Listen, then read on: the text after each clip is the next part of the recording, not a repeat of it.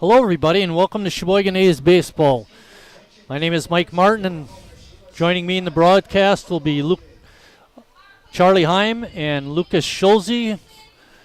Lucas will be running the camera. Charlie will be chiming in with some wits of knowledge as we progress through the game. Tonight, the A's play the Menasha Max in a makeup game from a rainout earlier this season. Menasha is 7-5 and in second place in the NEW. Kewaskum leads the league with a 10-4 record. In third place is Green Bay. They've completed their league season. They're on 9-7. Sheboygan has 2 games left with a win tonight and a win on Thursday against Kewaskum. They could finish at 9-7 also. Appleton is way down in the standings. They're only 2-12. Coming into tonight, Menasha has won 2 of the 3 games these teams have played.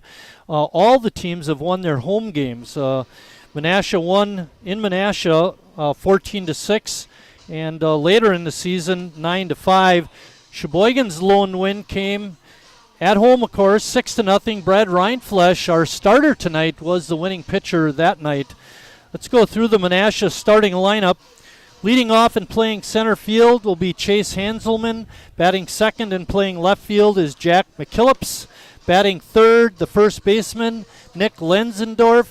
Batting fourth, the shortstop, Braden Plow. Batting fifth, second base, Drew Johnson. Batting sixth, the catcher, Max Kalk. Batting seventh and playing right field, Ben Beering.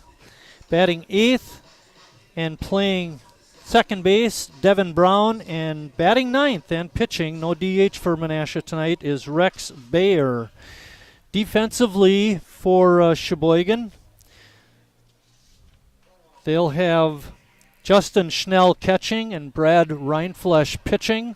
Over at first base is Jimmy Jurgensen. Jacob Neese is at second. Harry Stelt is at third. And newcomer Luke Schmock is at short. In the outfield, familiar faces.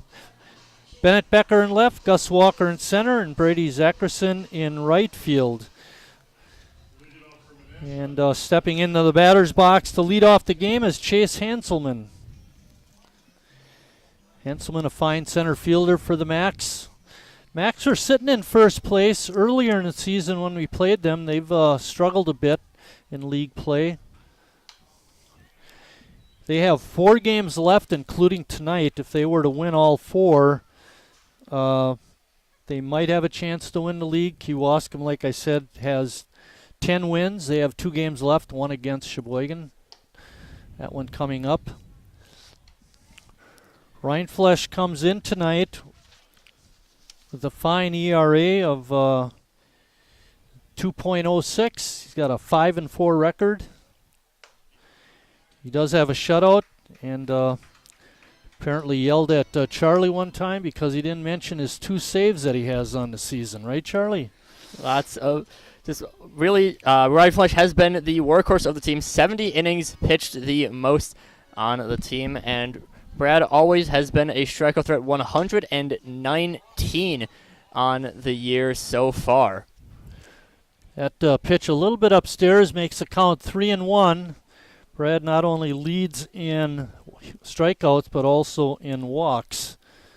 So it's not uncommon for him to have a pretty good number of walks in a game that he pitches. But Charlie mentioned a workhorse. That doesn't really begin to explain it because he throws a lot of pitches every start and never wants to come out. He wants to stay in there and pitch a complete game.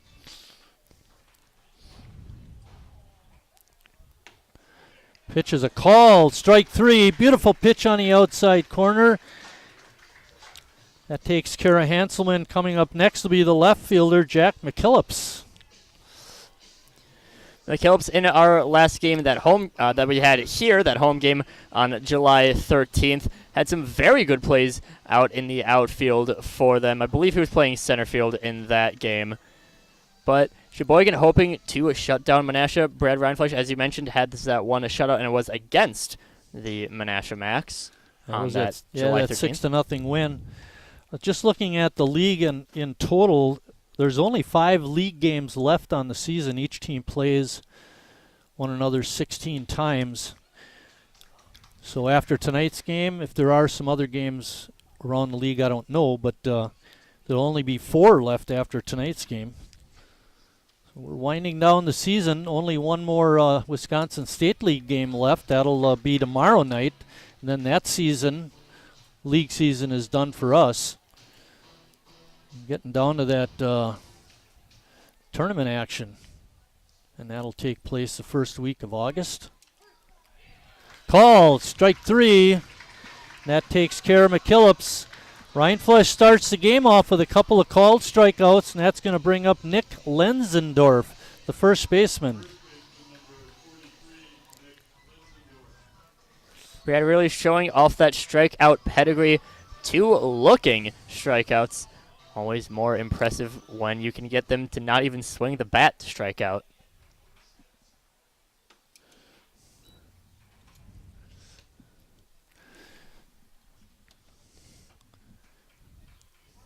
Game time temperature is 78 degrees.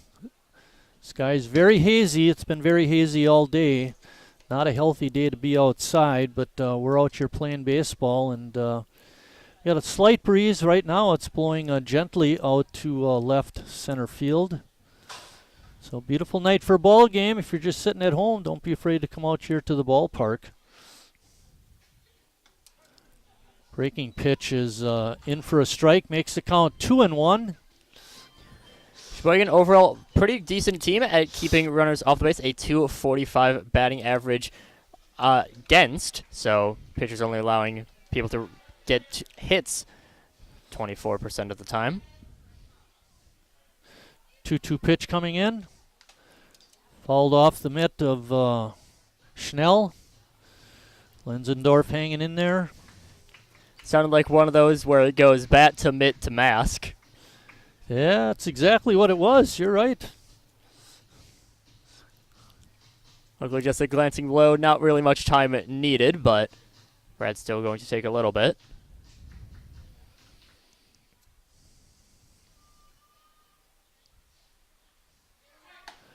There's another call. Strike 3 on the outside corner. Rindfleisch. Pretty spectacular in the top of the first. When we come back for the bottom half, we'll give you the Sheboygan batting order.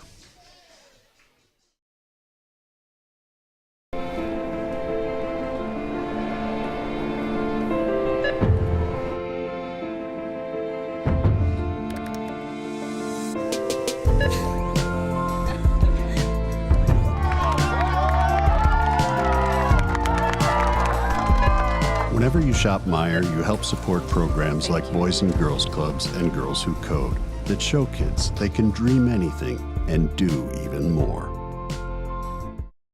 Carrier asks, what does comfort mean to you? We know it means more than just the temperature. And the people who invented modern air conditioning keep inventing new ways to make you comfortable. Carrier, turn to the experts. For your heating and cooling needs, call Advanced Comfort Systems, Sheboygan's only Carrier factory authorized dealer.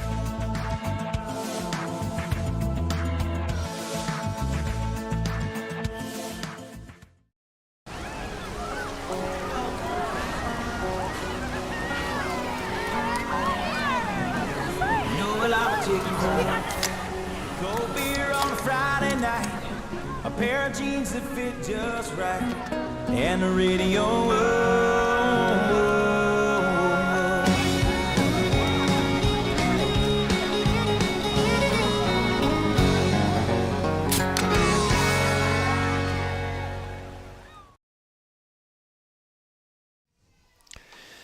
The batting order for Sheboygan will be Luke Schmock leading off at short. Harry Stelt moves up in the order. Schmock, shortstop, leading off. Harry Stelt batting second, playing third. Brady Zackerson is in right field, batting third. Jacob Neese be the Northwoods cleanup hitter at second base, hitting fourth. Fifth is Jimmy Jurgensen. Bennett Becker is sixth. Justin Schnell, seventh. Ian Mary, the DH, batting eighth, and Gus Walker batting ninth and playing center. Smock from Monticello, Indiana, goes to UWM. It's relatively new to the team. Saw him quite a bit in our last broadcast. Pop up on the infield. Trotting over and making the catch was Braden Plow.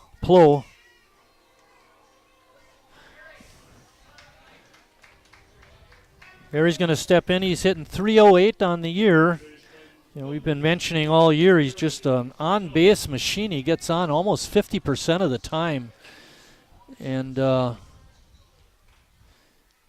been a really good player for the A's for 12 years now. And there drives one to deep left.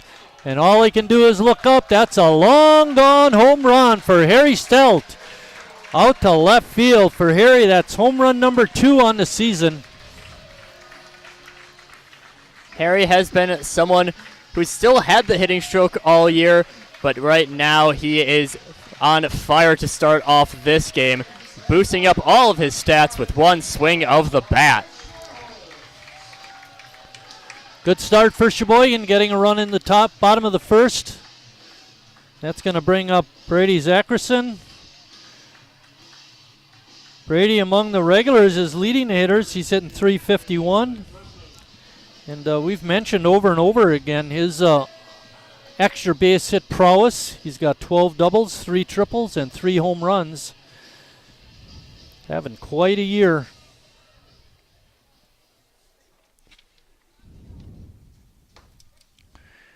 Brady takes that first pitch for a strike.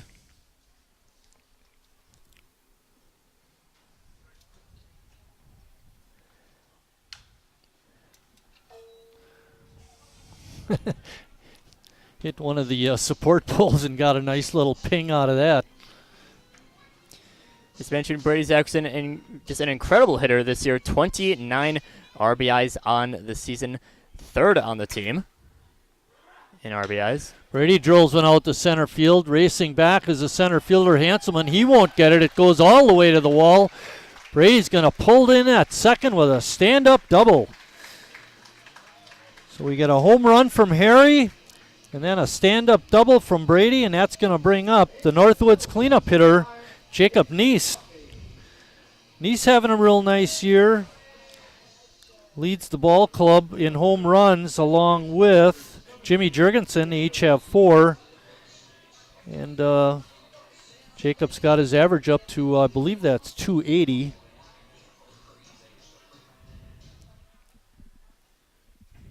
.268.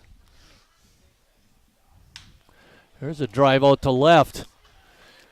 Racing back and making the catch out in left is McKillops, and Brady tags up and moves over to third on the flyout.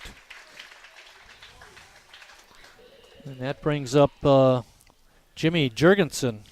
Brady with a pretty aggressive move. They're kind of waited to see how strong the throw was coming before taking off, it seemed like.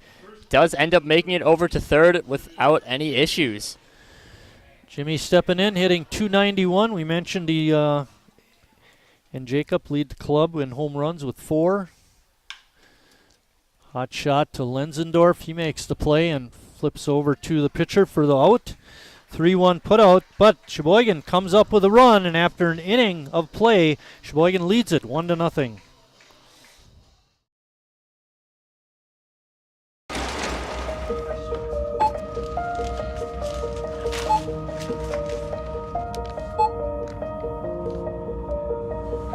Whenever you shop Meijer, you don't just feed yourself or your family. You help support programs like Simply Give that feed our neighbors in need. Thank you.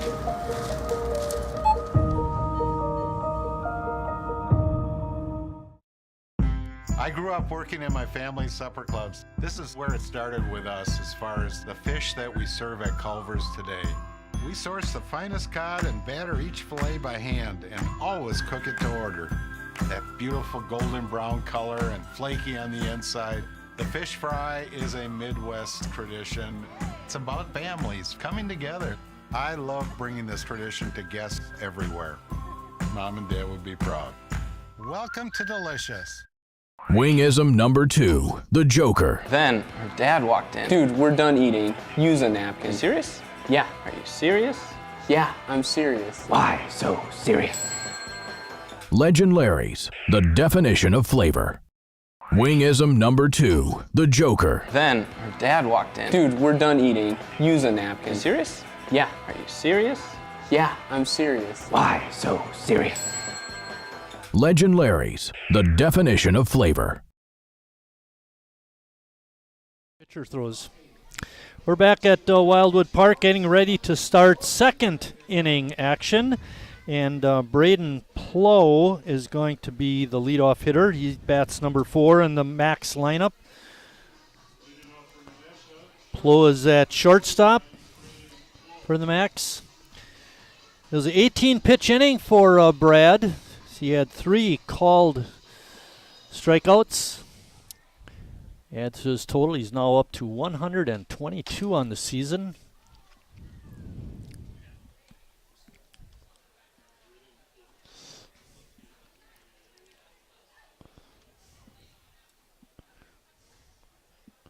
Got the A-team up here in the press box. Bill Wagner doing the play-by-play, the field announcing.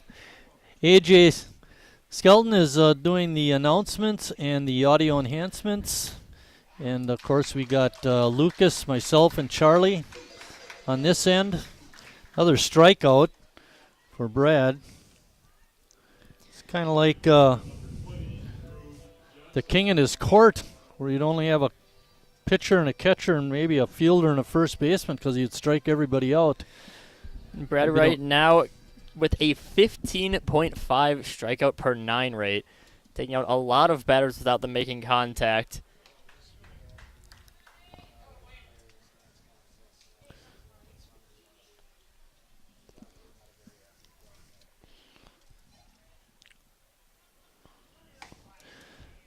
This will be a busy week for Sheboygan. They have a game tonight, of course, and then they play tomorrow night at home against Burlington. No game Wednesday, but they come back and play Kewaskum on Thursday. That'll be that Burlington game tomorrow and the Kewaskum game on Thursday are the last game of the season in the NEW and the Wisconsin State League. And then they're at home on the weekend. 2 doubleheaders against the Chicago Rippers, I believe it is. Chicago Clout. We haven't played them yet this year, but they're going to come in and play a 4-game set, 2 on Saturday, 2 on Sunday. And then it's tournament action after that. Thought we played the Rippers earlier in the Weekend year. series is a little bit weird for the weekend series. On Saturday, it's against the Chicago Clout. Sunday is still against the Chicago team with the Chicago Warriors. A little bit of a weird change there. Another strikeout. Yeah, it's interesting. On the printed schedule for the season, it's got Chicago Clout for both days, but on this updated Sheboygan season summary, it's got the Clout on the 29th and the Warriors on the 30th. Clout had a tournament coming up. They could not make the Sunday, so they swapped out with the Warriors.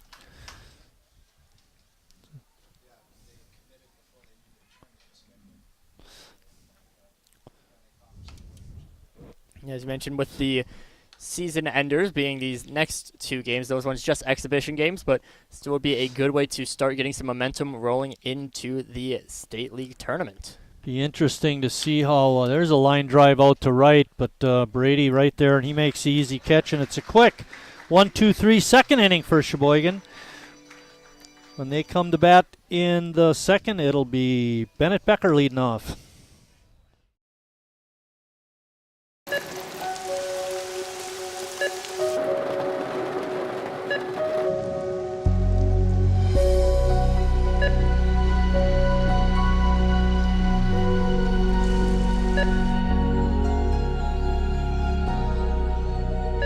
Whenever you shop Meijer, you help support organizations like Hope House Mission and New Hope Shelter that give people around here warmth, shelter, and care.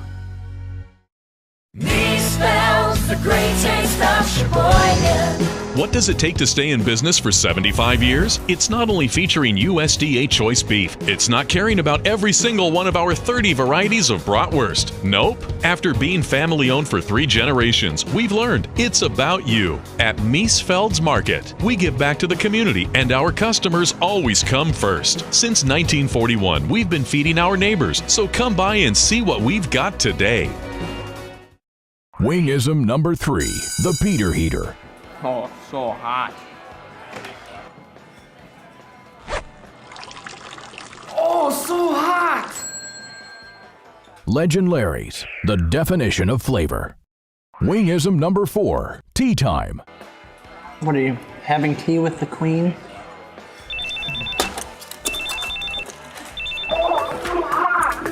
Hello. Nice. Legend Larry's, the definition of flavor. Coming into the bottom of the third, Bennett Becker, Justin Schnell, and Ian Mary set to hit after a big first inning featuring a big fly from Harry Stout. One thing we didn't talk about all season regarding Bennett Becker, I'm looking at his bio sheet. He's a homer. He's a Packer fan and a Brewer fan. I mean, what's that? Come on. Packer fan and Brewer Spread your horizons. Favorite player being former Brewer Prince Fielder. Yeah, but his other favorite baseball player is Mike Trout.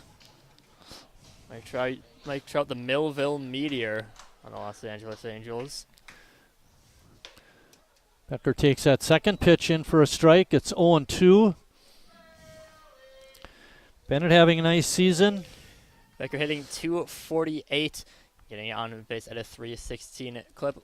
Quite a few doubles as well, 8 doubles on the year to go along with 2 home runs to boost a .368 slugging. Charlie, you were rewarded doing that game. A 4-homer game, 3 in a row. Bennett Becker getting 2 of those 4. Whoa. Bennett gets plunked. Sheboygan will have their leadoff hitter in the second on base. And that brings up Justin Schnell.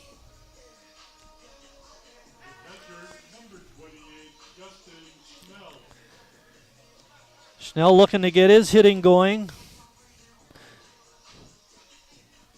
Well, Bears looked hittable. Hopefully Justin can square him up. Schnell was part of the big home run parade back on last Sunday.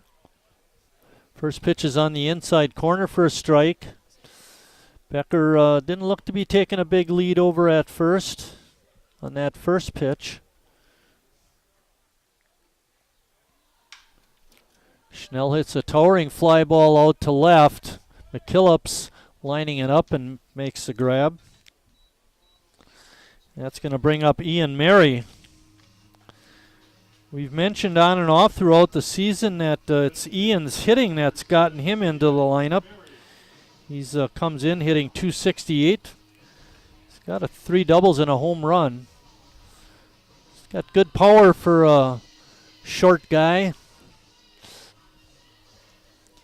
Mary for a while did have a weird situation where about half of his hits were extra base hits, but now starting to regulate that batting form, still getting on base more often. It's just a bunch of singles as well. The other thing that's good about Ian is he doesn't hurt you behind the plate. His main position is catcher, and he does a nice job there. And we've seen him at second base. He can pick up a ground ball. But even CJ could pick up a ground ball back in the day.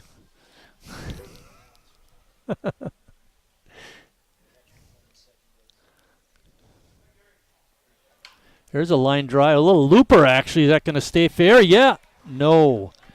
Very close, just to the right side of the line.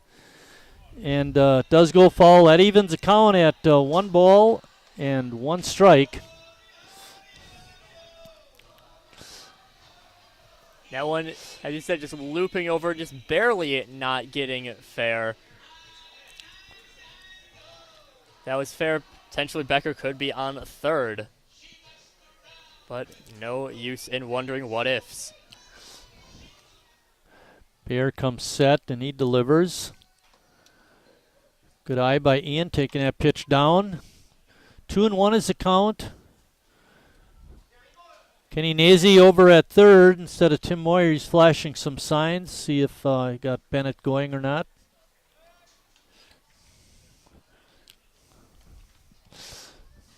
As per usual from what we've seen this year, Davis Wilson, the first base coach.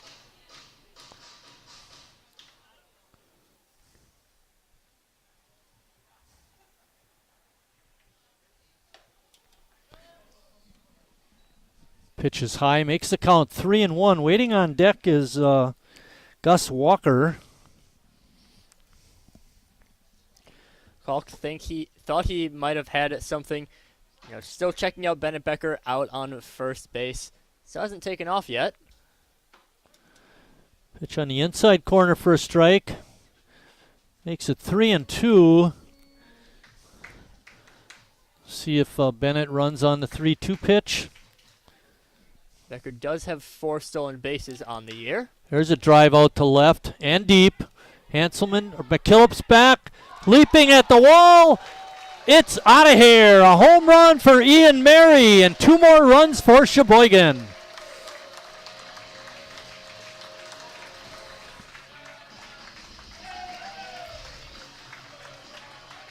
In Sheboygan, the bats coming alive early on in this game. 2 innings, 2 home runs for the A's. Ian's second home run on the season.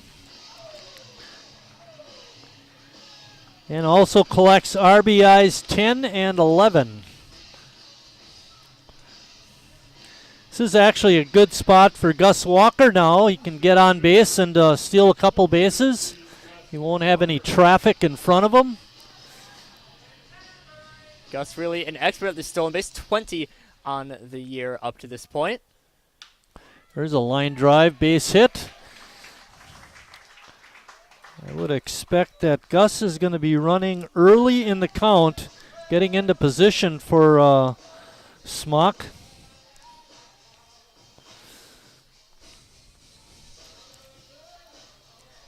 Smock, one of the few rotating members of UW Milwaukee's lineup that we've seen here in Sheboygan. Of course, had Carson Hansen for quite a while here. Luke Smock has started taking some at-bats in recent weeks. I believe his first game was in the... Hold on for a moment. Walker's in at second with a stolen base. You better check him at second because he'll go to third too. He's a good stolen base guy. Luke making his 7th start, or appearing as his 7th game. I'm assuming he started the other 6. And looking to get his batting average up too. That's going to drop into center field for a base hit. See what they do with Walker. Throw is coming home. It's cut off by Lenzendorf by the mound, and Nazy holds Walker at third. Good move there. Don't want to get a guy thrown out at the plate with less than 2 outs. That's going to bring up Harry Stelt. The question with that one was just if that ball is going to drop, so Gus Walker not taking off right away holds him at third. That's what I was trying to say. Luke Smock, I believe, just started playing in his first games last week. I believe he started off in our away trip. Smock has 3 stolen bases in those now 7th game. He's going right away.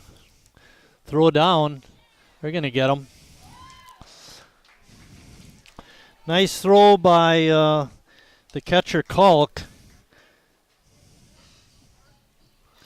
And Walker held at third, obviously.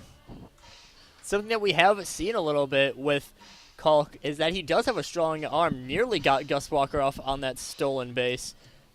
And still punched out Luke Smock by a decent margin on this one. Harry now is going to come through with a clutch hit, 2 outs. And clutch hitting really has been the name of the game for Harry so far in this year. 39 RBIs, now with big fly number 2.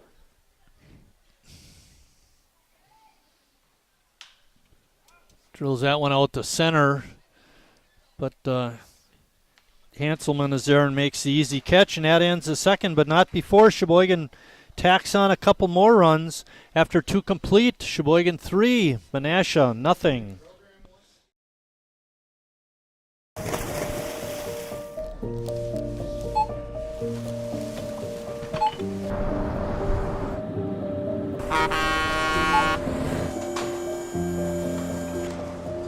Whenever you shop Meijer, you shop for more than yourself. You help support sustainability in all our communities. Thank you. Today, tomorrow, and for years to come.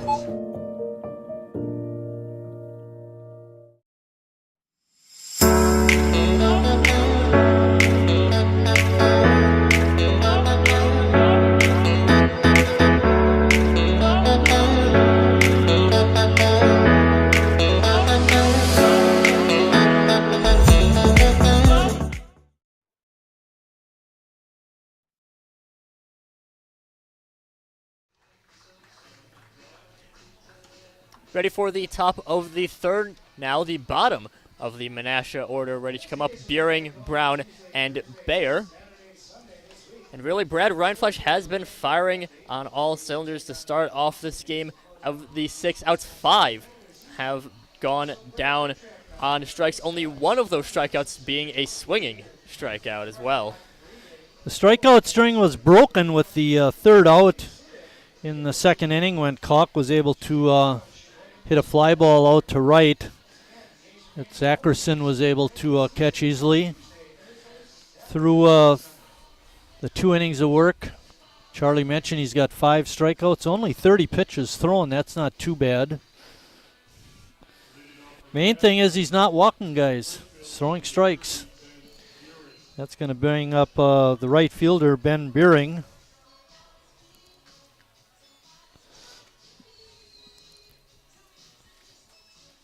We mentioned at the beginning of the game the weather conditions. Right now, the flag out in center field is not blowing at all. So that breeze that was going out to left center field is not there anymore. I don't think those 2 Sheboygan home runs, it mattered. Especially on Harry's. There's a ground ball. Jimmy picks it up on one hop and takes it to the base unassisted. 1 out in the top of the third. It brings up Devin Brown, the second baseman.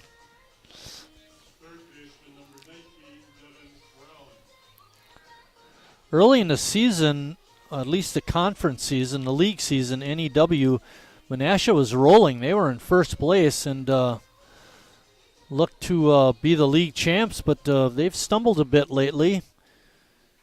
And right now they're sitting in second place. And they have to win their final 2 games and then hope for some help to get into a tie with Kewaskum.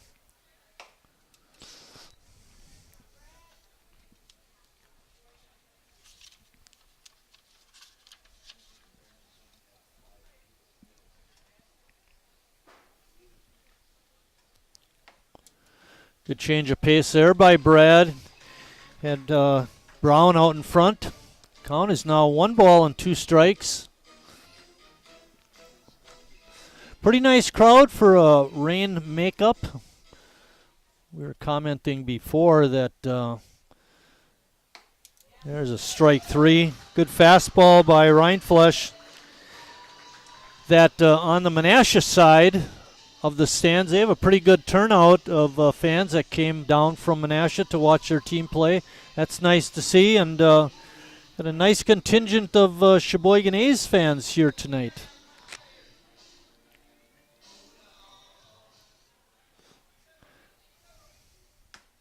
Kevin Munch is going to have his work cut out trying to get that 50-50 payout to over $100.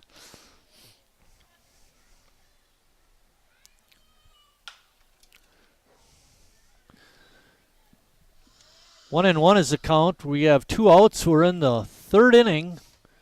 Reinflesch has set them down in order so far.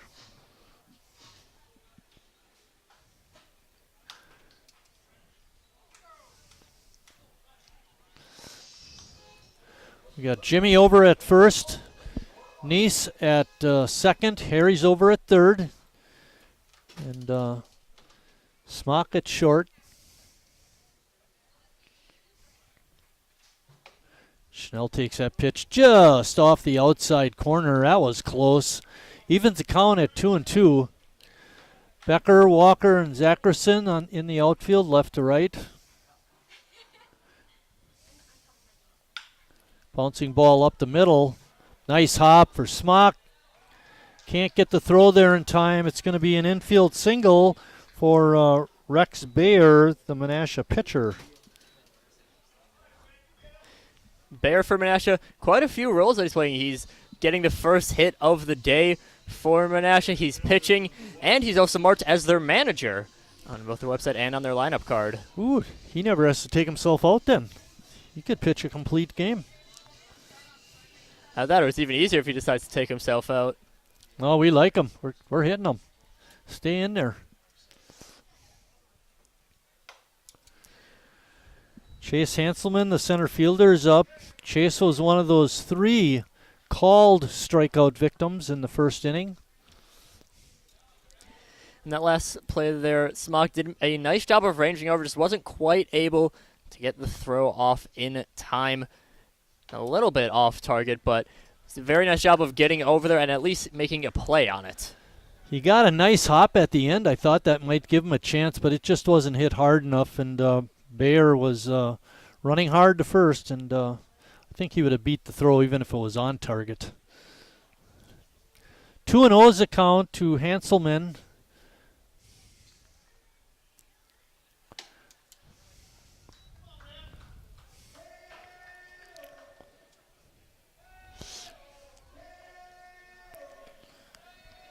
Hanselman, a fine center fielder. We mentioned that. He's a fast runner. Takes that 3-0 pitch for a strike. Now, I believe there were talks earlier on that Hanselman might be playing some games with Sheboygan. Don't believe that has come to fruition, though. We were had a group of guys went up to Green Bay today for the shareholders meeting and then did some golf. There's a fly ball to deep center field. Zackerson makes the catch just before he hits the wall. Great play by Brady. We'll finish that thought when we come back. But after 2.5 innings, Sheboygan on top 3-0.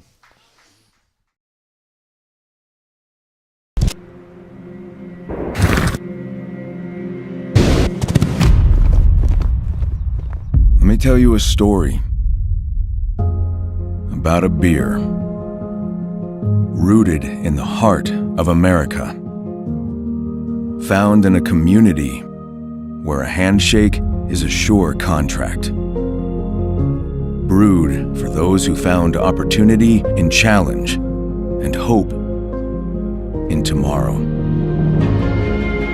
raised by generations willing to sip, share, risk, remember. This is a story bigger than beer. This is the story of the American spirit.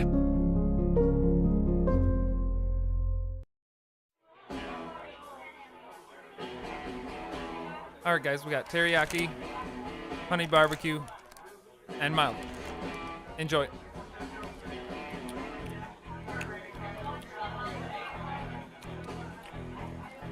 All right, DOA wings, hottest on the menu. You got a problem?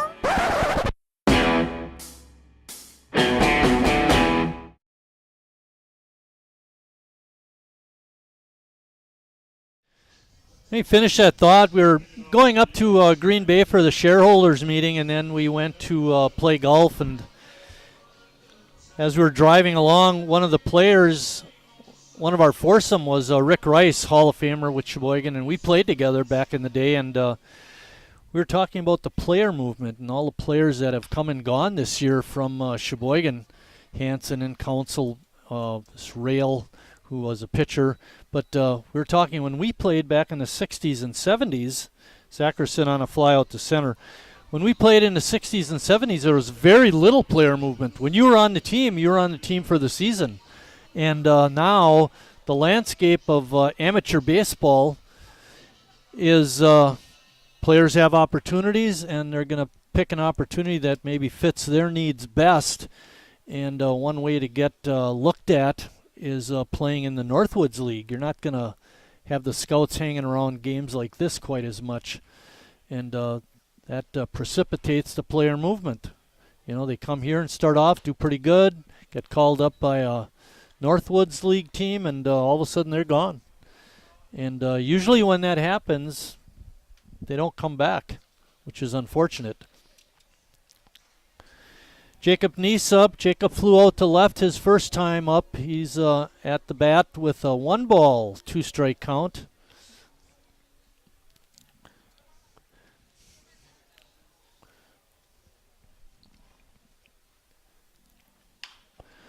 Roller out to short. Plow, strong throw in the dirt, but Lenzendorf able to dig it out. 6-3 put out. 2 outs in the bottom of the third, and that brings up Jimmy Jurgensen.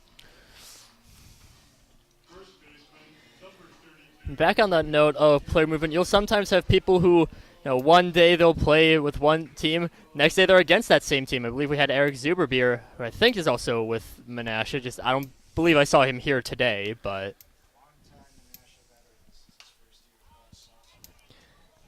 Zuberbier, long time playing with Menasha, first year in Sheboygan. There was another case, Jack Tashner pitched with Menasha, came and pitched with us for a few years, went to the major leagues, came back and pitched with his hometown team, which was Menasha, and I don't think he's playing anymore, but he's one of the few guys that Sheboygan has had that has actually played Major League Baseball. Good left-handed pitcher, played with the Giants in the major leagues. Of course, but there's going to your case again, Charlie. They go back and forth. And I remember playing with Howard's Grove. We had a kid, left-handed pitcher, threw real hard. Betcher, Wayne Betcher was his name. And he would pitch in the Sunday League. And every once in a while, Howard's Grove would have a Sunday night game. Well, one day he pitched a day game for his regular team, and he came by us and pitched a night game. Pitched 2 games in one day. That ball is hit foul and out of play. Jimmy with a 2-2 count. There's 2 outs. We're in the bottom of the third inning. Sheboygan, on the strength of a couple of home runs, leads at 3-0. Harry with a solo shot in the first, and Ian Mary with a 2-run blast in the second.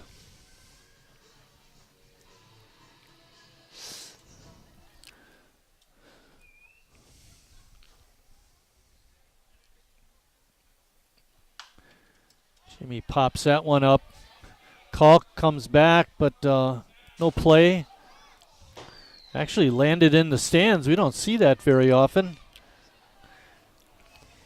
And a very easy ball for a $1 coupon to the concession stand. Kid happened to be running by anyways. And that swing, Jimmy kind of knocked himself out of his helmet a little bit. Yeah, he had a mighty swing, didn't he?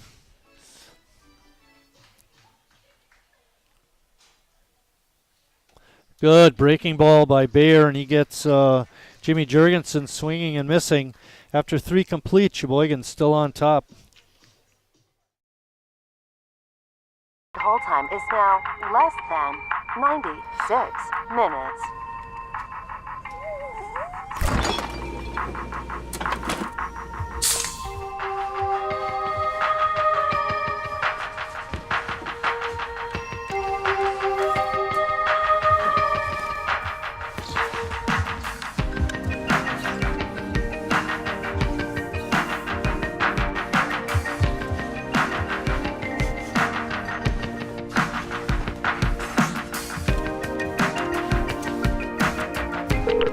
We thank you for your patience.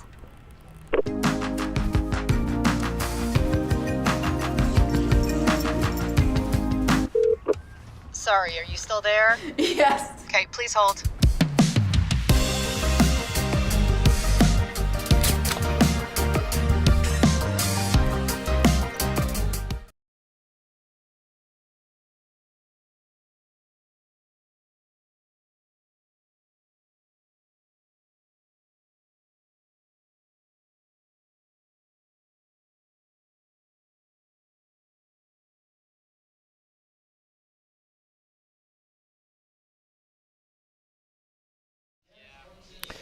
Back at Wildwood Park, getting ready to start the 4th inning. Let's talk a little bit about pitch count. Through 3 innings, Brad Reinfleisch has thrown 46 pitches. That's not too bad, but when you start getting in the later innings and it gets to be over 100, then it makes a difference. Rex Bayer for Menasha has only got 37 pitches through 3 innings, so his pitch count is good. Brad's is starting to get up there. Leading off for the Max will be Jack McKillips.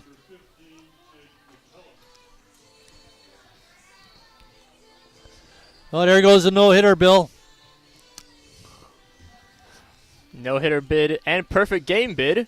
We're going to end the 2 outs in the bottom of the top of the 3rd, sorry. There goes our no-hitter. Charlie, thanks. Well, we already don't have one. I didn't mention it until after it was. Pitch is outside. Evens the count at 1-1. First name is Jack, right?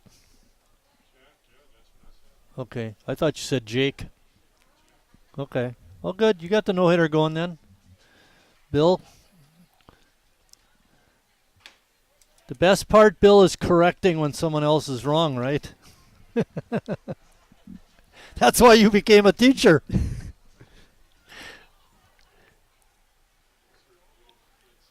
Isn't that what the whole concept of the press box is about? It's just there's people just going back and forth, right? Correcting everyone. Nobody's safe up here. Exactly. That's why I'm always stuck in my corner up here.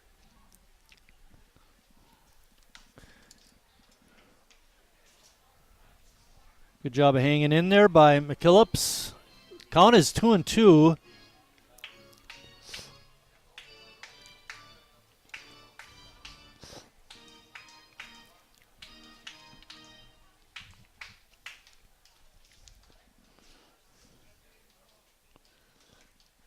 Oh, good fastball by Reinfleisch. Gets McKillips swinging and missing. That one, Brad just getting McKillips to swing out of his shoes almost. A hearty swing at that one. 7th strikeout for Brad. That brings up Nick Lenzendorf. One thing that's impressed me about Lenzendorf is his defense. He's a good first baseman, digging balls out of the dirt and able to pick up a ground ball. Had a nice play with Bayer back in the 1st inning on a 3-1 putout.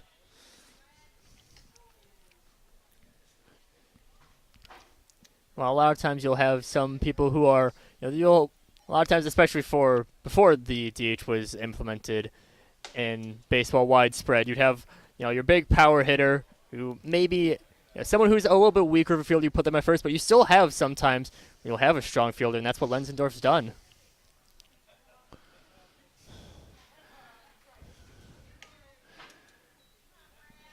Pitch stays upstairs. It's 3-1 now to Nick Lenzendorf. Big first baseman for the Max.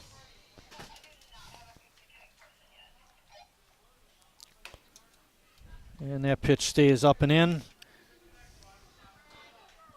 First walk given up by Brad Reinfleisch. 1 out. Braden Plow is up. And Brad getting up through, just a little bit over 3 innings without giving up walks, something that, is very good for him to have. Really strong start to this game in terms of keeping runners off base.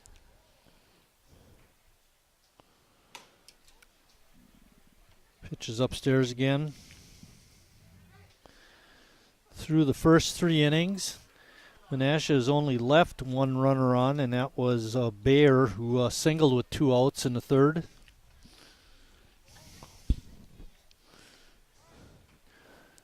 Down the note of runners left on base, that was really the big bane of Sheboygan in the last game that was played against Menasha, which was in Menasha, with 12 runners left on base. for Sheboygan in a 9-5 loss. Other pitch out of the strike zone makes it 3-2-0.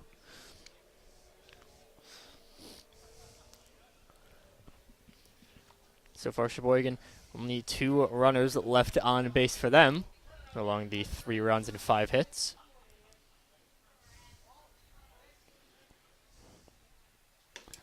Breaking pitch on the outside corner for a strike. Rindfleisch not afraid to throw that breaking ball in that 2-0 count situation. That's a good sign. Another breaking pitch, but that one goes way outside. 3-1 is the count. There's 1 out. Nick Lenzendorf, doesn't look like much of a base-stealing threat, is over at first.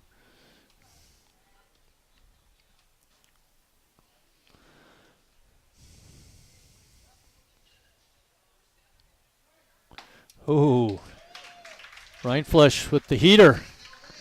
And not able to catch up with it was Plow.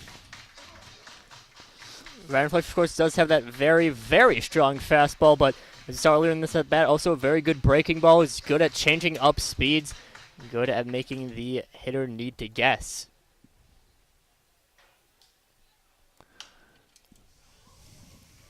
Plow has an interesting spelling. P-L of his last name, P-L-E-A-U. And Bill and I were discussing prior to the start of the game how we want to pronounce that. And Bill talked about, the French sound of a name like that would be O, so we went with that. Ground ball to Harry. Picks over to second for 1. No relay to first. Plow able to beat that, but that's how we came up with the pronunciation, even though the spelling doesn't seem to fit. Harry with a nice play at third, with a strong throw over to Nice at second to get the lead runner. Now there's 2 outs with Drew Johnson up. And Nice, I think, with the smart decision not to throw it to first. Of course, you always do want the double play, but Sheboygan has in the past had issues with errors. But in that first game against Menasha, had 4 errors in that game. So not wanting to give up any unearned runs. On the season, Sheboygan has committed 90 errors in 53 games. That's not a good number.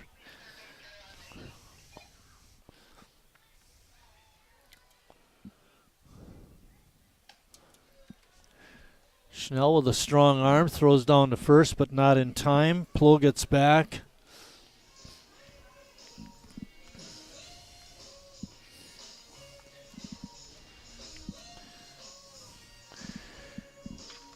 Sheboygan will be at home tomorrow night. We'll have that game on live stream. They play Burlington.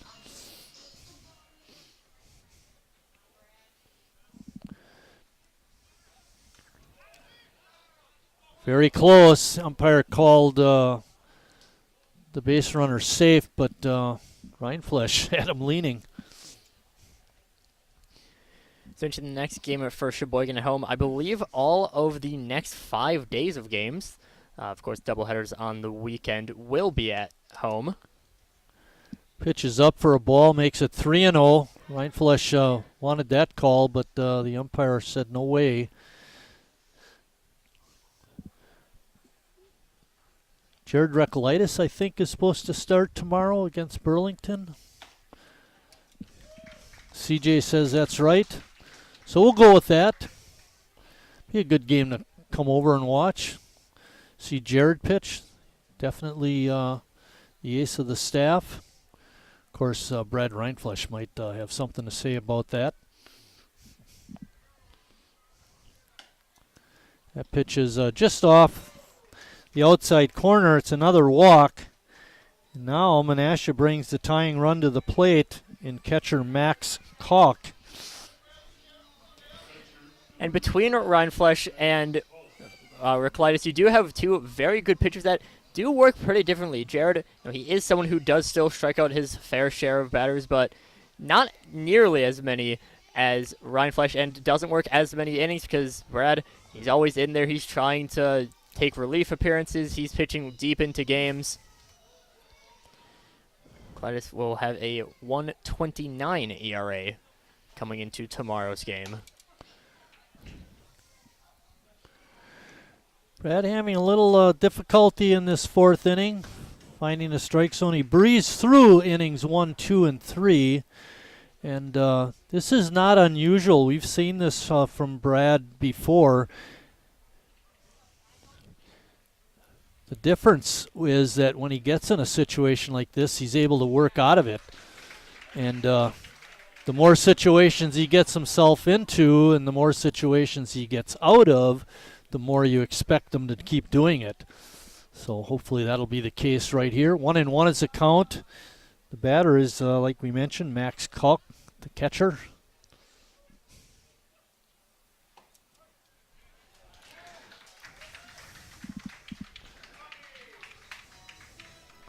Kalk in his first at bat flew out to right field. Kalk was the one that ended the strikeout streak to start the game. A pretty easy fly ball to Brady. So Charlie, I heard, or you mentioned prior to us going on the air, that you're going to be missing a couple games. Did you get the clearance for that? Yeah, I did, yes. But is this a game you're going to be at, or you're going to miss? If there's a game on. If there is a game on August 1st, I will not be there for that one. Sheboygan will need to get one space higher in the what is the state league tournament. 2-2 is the count. We have 2 outs, but runners are on first and second for the Max.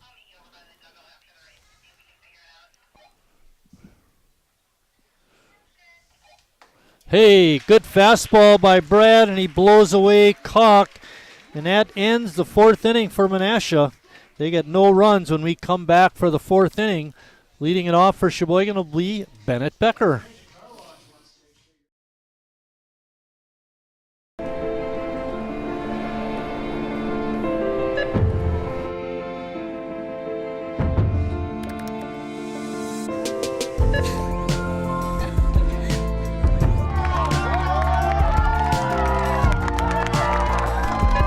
Whenever you shop Meijer, you help support programs like Boys and Girls Clubs and Girls Who Code that show kids they can dream anything and do even more. Carrier asks, what does comfort mean to you? We know it means more than just the temperature. And the people who invented modern air conditioning keep inventing new ways to make you comfortable. Carrier, turn to the experts. For your heating and cooling needs, call Advanced Comfort Systems, Sheboygan's only Carrier Factory authorized dealer.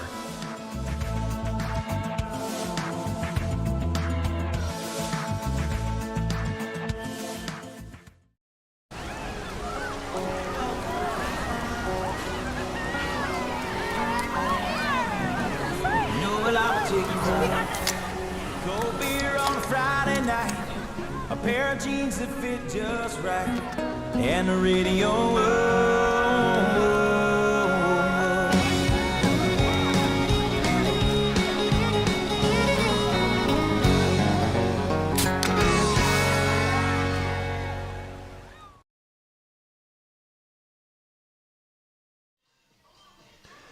Bennett Becker stepping up to bat. He was hit his first time up. That was the third time he was hit by a pitch this season.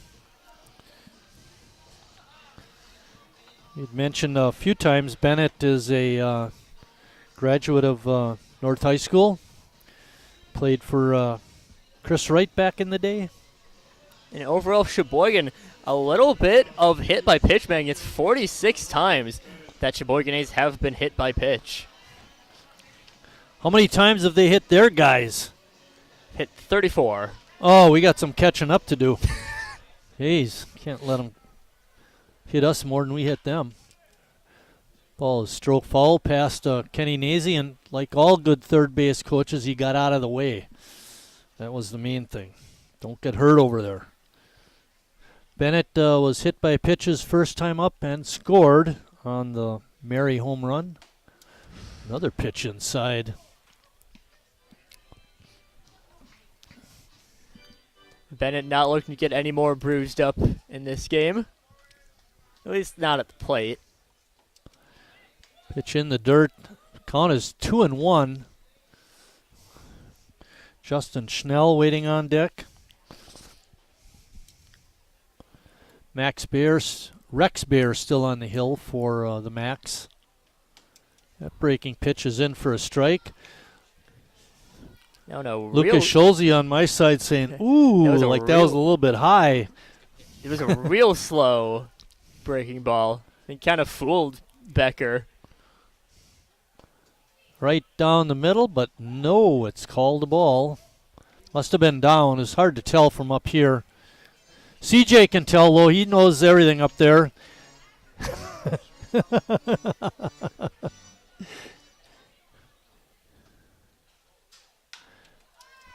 Pop up into short left. Is it going to drop in? It does.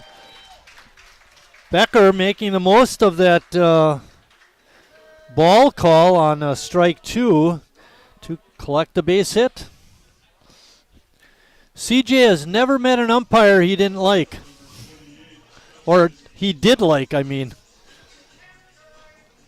Schnell up, he flew out to left his first time. Let's see if Becker is running. He was running later in the at-bat, but the ball was fouled off, so he had to go back. See if they have him running. Now that they have a 3-run lead, it's not quite so chancy if he gets thrown out. I mean, not that we want him thrown out, but can take chances with a 3-run lead. Things that Kalk has shown to have a very strong arm. Yeah, that's the other thing. Good point, Charlie. Really, Menasha, just a good defense overall, all around the Diamonds. Of course, we saw in our last home game, Calip's had some very, very nice diving grabs. Of course, Kalk, we've seen him with some very strong throws. And over on first base, we've seen Lenzendorf with some very nice defensive plays as well. Bear with a good off-speed pitch, got Schnell out in front. The count is 1 ball and 2 strikes to Justin. Becker still perched on first.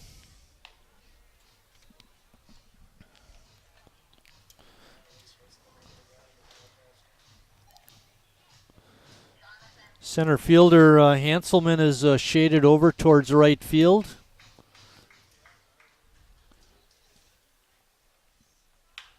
Line drive caught by Bear, and he throws over to first to double up Bennett, Becker, and a tough break for Schnell. He hit the ball very hard, but it was turned into a double play on a nice catch and throw by Rex Bear. And that strong defense of Menasha coming to play right away. Nice jumping grab, followed by quick throw. Becker did not really have much of a chance on that one. No, it's hard. Ian with a fly ball out to medium center field, and Hanselman is over and makes the catch. And a quick inning for Bear, and no runs for Sheboygan after 4 complete. We still lead it 3-0.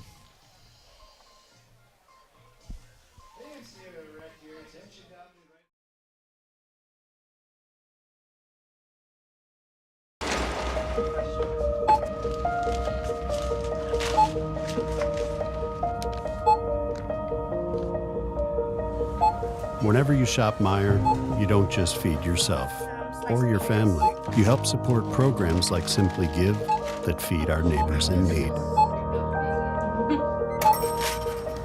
Thank you.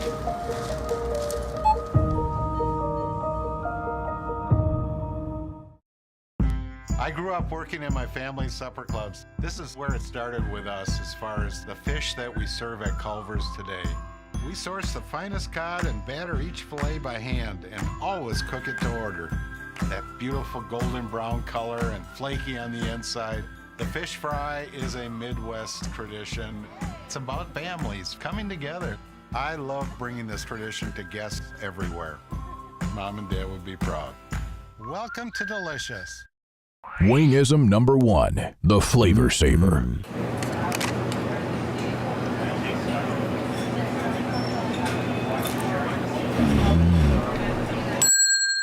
Legend Larry's, the definition of flavor. Wingism number 2, the Joker. Then her dad walked in. Dude, we're done eating. Use a napkin. Serious? Yeah. Are you serious? Yeah, I'm serious. Why so serious? Legend Larry's, the definition of flavor. Ben Behring getting ready to lead off the 5th inning for the Macs. He grounded out to Jimmy back in the 3rd inning. Rindfleisch pitching a dandy. We mentioned earlier these teams this is the 4th meeting between these two teams. Menasha leads in the series 2-1, but the one win was a shutout victory by Brad Rindfleisch. And right now he's tossing another shutout. Hopefully he can keep that going. So far in this game, Sheboygan has had Menasha's number, and Brad Rindfleisch is hoping to keep that up for Sheboygan. Thought I just said that. I don't know. First pitch was really outside the strike zone, but Behring not able to hold up.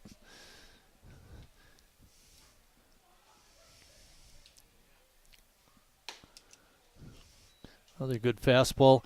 I'm not sure if he's throwing the ball so hard or if it's the way Schnell is catching it, because he's really popping the mitt.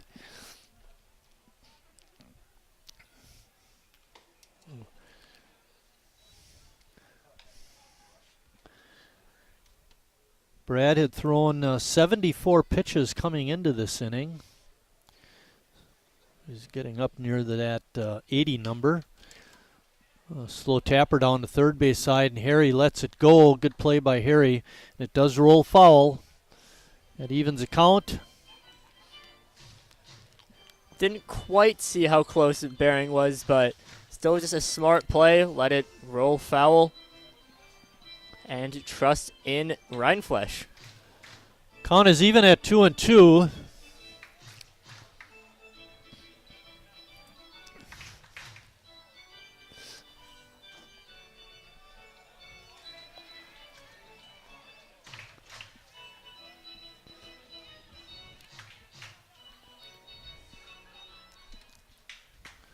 Rindfleisch delivers. And ball's hit out into right center field. And not able to make the catch was Zackerson or Walker. A little miscommunication out there. I think they had a chance at it, but the miscommunication caused them to let it drop, and it goes as a double for Behring. That brings up Devin Brown. Both Walker and Zackerson did have good reads on it. They both were in the area, but a little bit difficult to see exactly what happened, and really, I don't think anyone really knows aside from them.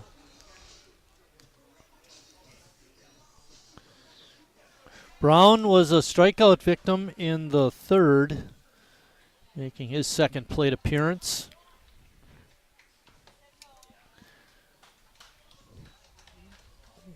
We saw a situation, I don't know if you were watching a Brewer game on Sunday, but there was a situation where a ball was hit out towards right field, and Terang went out for it, and Freilich came in for it. And Terang did make the catch, but they did crash into each other. Thank goodness they both got up and were able to walk off the field and continue to play.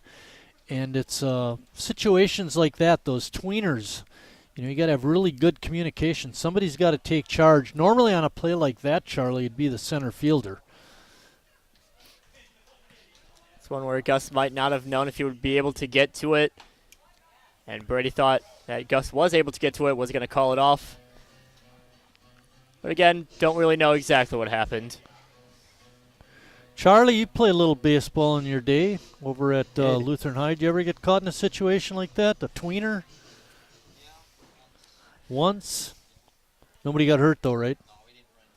Okay, that's a good thing. Hey, big strikeout for Brad.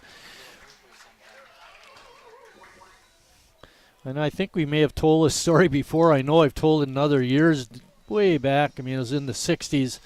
Denny Moyer, I believe, was playing left field, and Rick Rice, the guy I went golfing with today, was playing center. And there was a ball hit in the gap, and they both ran after it, and nobody called for it. And they collided big time. I mean, like they just hit head on. They both fell back. The ball's rolling in the outfield. And that was the first of 2 games we had to play that day. We played a home game, and then we had to go on the road and play a makeup game in another town. And Rice was supposed to pitch the second game, and he did. Both players were okay, even though they both went down hard. And I mean, it could have been really bad. A little defensive swing. That's going to drop for a hit. It does. It gets by Brady for just a second, and going into second base is going to be Rex Bayer, and Menasha winds up scoring a run on a bloop double to right field. So 2 doubles in the inning produce a run for the Max. Tough break for Sheboygan. Bayer is the hitting star for the Max, going 2 for 2. That one, as you said at the start of it, was really just a defensive swing. Tried checking it, kind of just hit right at the, closer to the base of the bat, and ended up just blooping in. Zackerson wasn't able to get the best read on it when it hit the ground.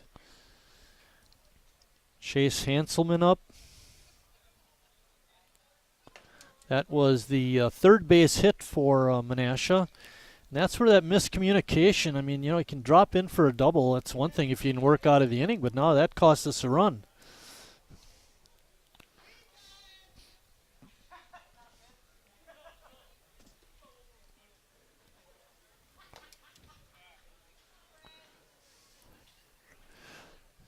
Pitch is also a ball. It's 2-0. The hitter is the leadoff hitter, Chase Hanselman.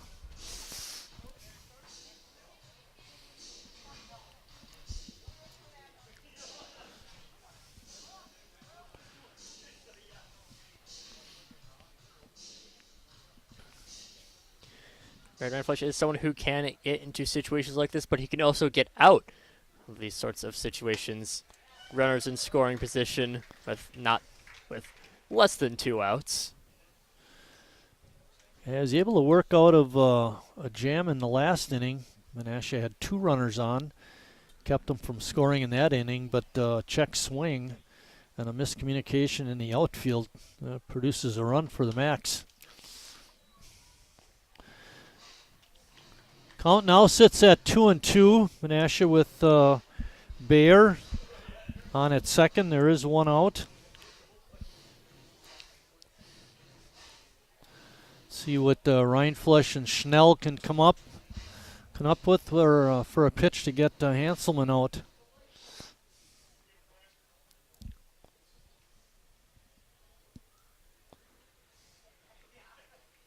Breaking ball is lined in the right field. That'll drop for a hit. Coming around. Strong throw, but not in time and off the mark, and probably not a good decision by Brady because it allowed Hanselman to move to second base after his RBI single. Now it's 3-2, Sheboygan, and Menasha is rallying in the 5th. As you said, a very strong throw by Brady. That was right on the money at home plate. I think it would have been a pretty close play. It did go a bit too far up the line. Jack McKillips.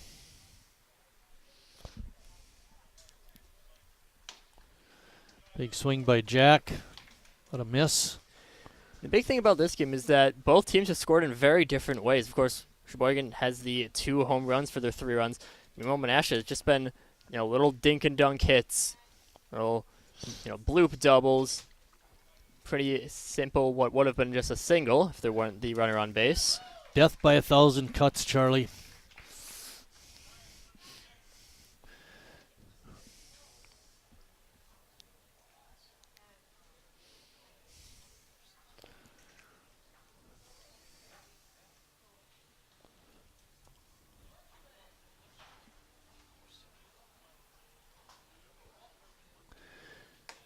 Pitch is inside.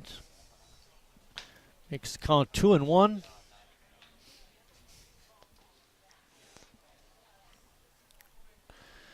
Menasha with a runner on second. Hanselman, he represents the tying run. Sheboygan still on top, but now it's 3-2. 3 hits in the inning for the Macs. I believe Brad just starting to near that 100 pitch count marker. 94, Lucas says.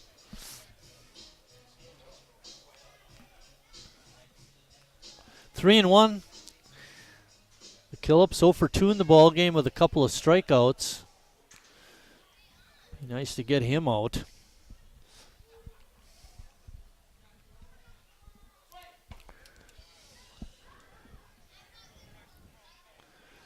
Pitch is outside. Count is now 3-2, I believe. We haven't seen the, there he gives the sign. 3-2 is the count. Missed a strike earlier in the at-bat. That pitch is out of the strike zone.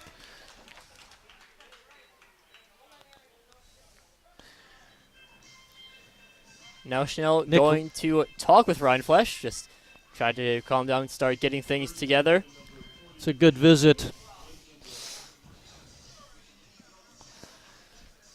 Got Hanselman on at second. The Killups on at first. Nick Lenzendorf is up. Nick is 0 for 1 with a walk. That walk by Brad is his third of the ball game.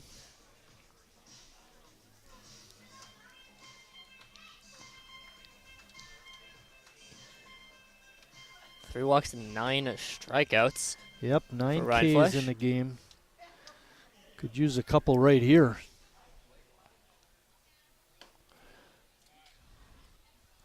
Pitch is called high. Brad wanted that for a strike. He thought he had it close enough, but umpire didn't see it that way. Now I think about it, also thought that it was a strike, but the end call goes back and not too much complaint. Ball's fouled off. Evens the count at 1-1. 2 runs in so far in the top of the 5th for Menasha. Harry's deep at third, as is Short and second, and the runner not being held at first by Jimmy.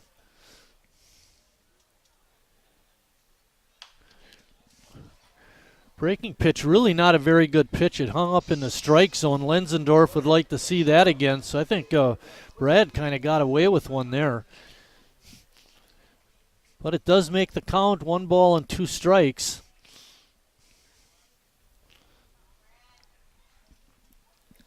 Situation that Ryan Flesch definitely enjoys seeing. Big strikeout guy. Check swing. Ball is hit foul. Same sort of swing that ended up getting a double earlier on in the inning, this time going foul.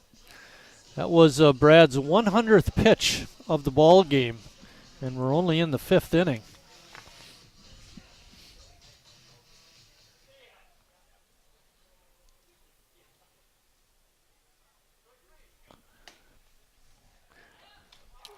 Are they going to get him? Yes! Great throw by Schnell down to third.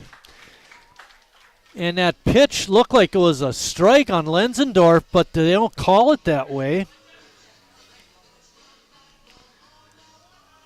Boy, I thought we had a strike him out, throw him out, but that's not the case. The Killups stole second. He was running from first to second, so give him a stolen base. But there are 2 outs now and a 2-2 count to Lenzendorf. There's a line drive out to left, but Becker is there and makes the grab, and that ends the inning. But not before the Macs come up with 2 runs after 4.5. Sheboygan 3, Menasha 2.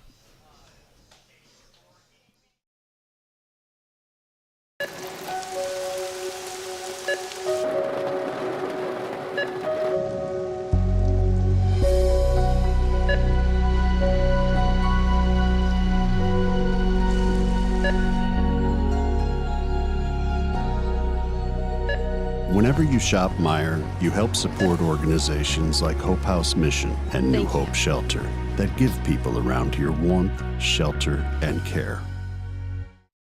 Me spells the great taste of Sheboygan.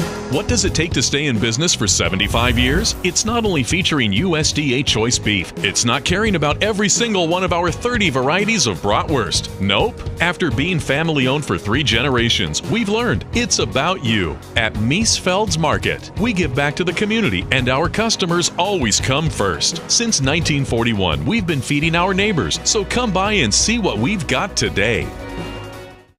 Wingism number 3, the Peter Heater. Oh, so hot. Oh, so hot! Legend Larry's, the definition of flavor. Wingism number 4, tea time. What are you, having tea with the queen?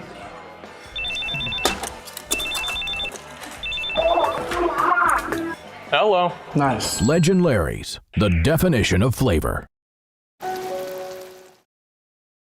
Back here at Wildwood Park, getting ready to start 5th inning action.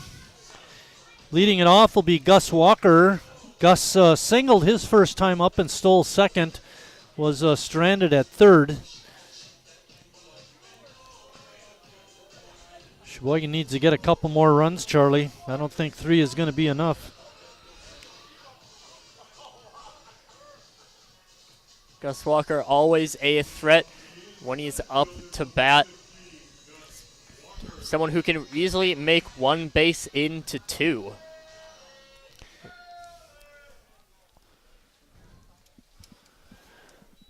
Rex Bear's first pitch into Gus is in the dirt. Skips by the Menasha catcher. Gus with 4 doubles and 2 triples on the year, showing off the speed. There's a ball hit out. It drops into right field for a base hit for Gus. Nice piece of hitting.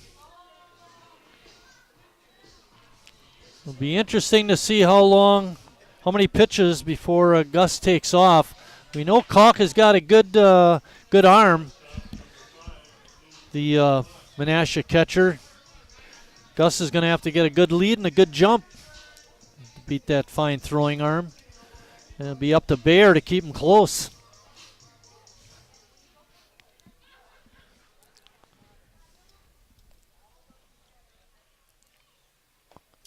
Smock takes that first pitch, a breaking ball on the inside corner for a strike. Luke is popped 1 for 2. He popped the short in the first and singled in the second. Really, he was the main victim of that strong throwing arm by Kalk. Was taken out on a stolen base attempt. A beauty of a throw by the Menasha catcher. Walker taking a little bit more. Now he has to dive back in. One of the ways you can measure whether you're taking a good lead or not is when the pitcher throws over, if you have to dive in to be safe. That's good. That's a good thing. That means you have a good lead. There he goes. Good jump. Kalk's throw is going to be off the mark and out into center field, but Gus will not be able to advance. Great jump. I think even an accurate throw by Kalk wouldn't have got him. Luke now with an RBI chance. How many pitches for Bear? Pardon me? 53 only. What a difference. Almost half as many. There's a drive out to left. Racing back is McKillips. He makes a catch. Walker tagging. And he dives into third. Safe. Good piece of base running by Gus to know it was going to be caught and then to tag up and advance. Harry now with a great RBI opportunity. Man on third and only 1 out. Smock with a pretty well hit ball, but just right over to McKillips. And Gus Walker able to advance. The infield does move in. Yeah, all the infielders for Menasha are up near the infield grass. Great opportunity. Harry can make solid contact. Walker taking a lead over at third, not real far, going about as far as the third baseman.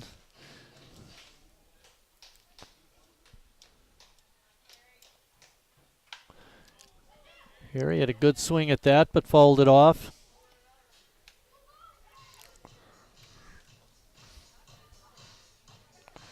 Bear in the ball game has 1 strikeout, no walks.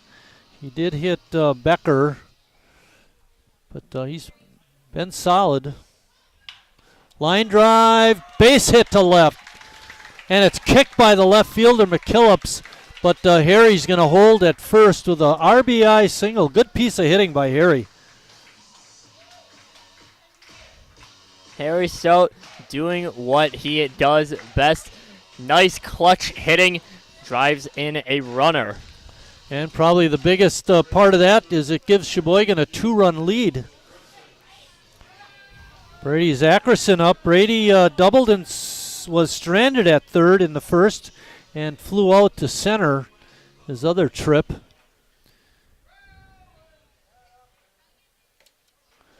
Big breaking ball is in for a strike.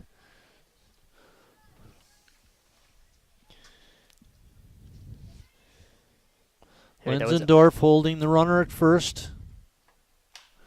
Brady pops it up on the infield.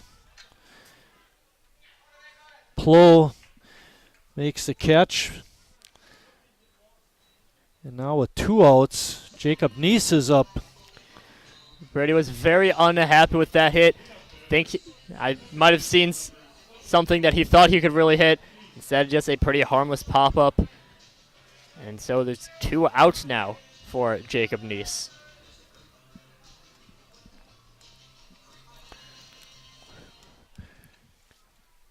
Jacob looking for his first hit of the game. Line drive foul down the right field side.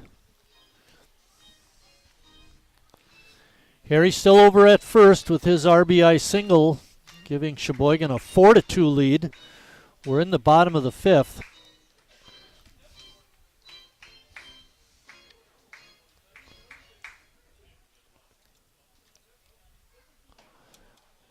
Ooh, Jacob saw when he could hit, but was a change of pace by Bear, and Jacob was out in front.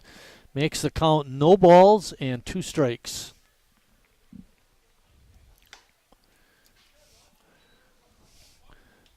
Bear just off the outside corner. Good pitch by him.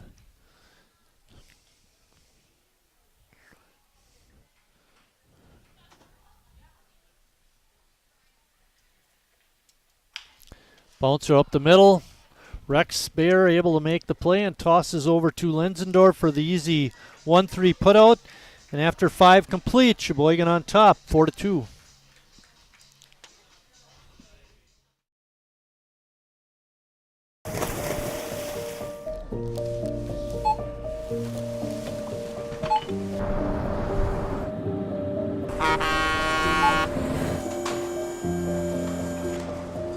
Whenever you shop Meijer, you shop for more than yourself. You help support sustainability in all our communities. Thank you. Today, tomorrow, and for years to come.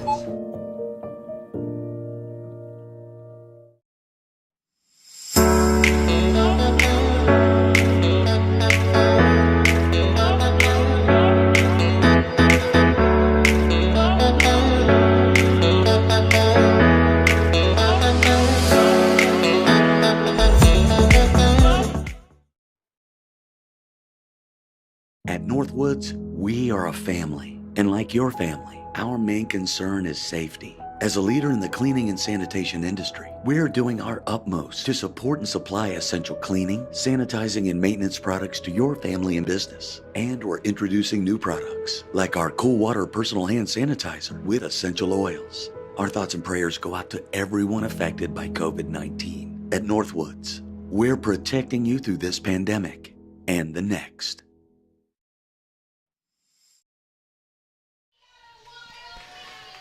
Getting ready to start sixth inning action. It's going to be Braden Plow, the shortstop. Braden is 0 for 2. Line score so far today, Menasha has 2 runs, 4 hits, no errors. Sheboygan, 4 runs, 8 hits, and no errors. It isn't very often that we see Brad Reinflesch give up multiple runs in an inning and multiple hits for that matter. Yeah, that last inning he gave up 2 runs on 3 hits.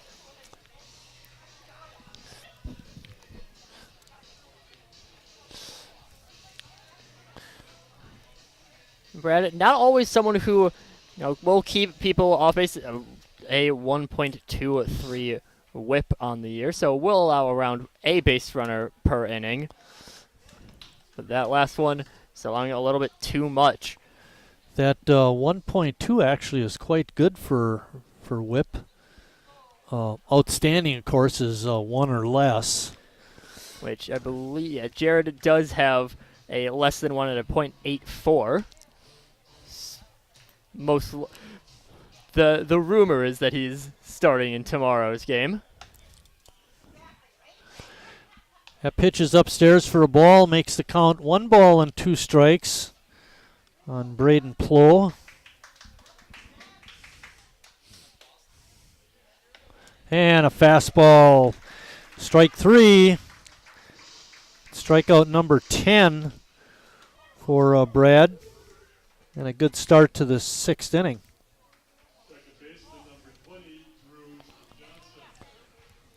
Johnson is 0 for 1 with a walk. One of the 3 walks issued by Brad Reinflesch. Pitch just off the outside corner. Brad not happy with that call. I think even Schnell kind of took a moment to pause. Thought that was going to be a strike.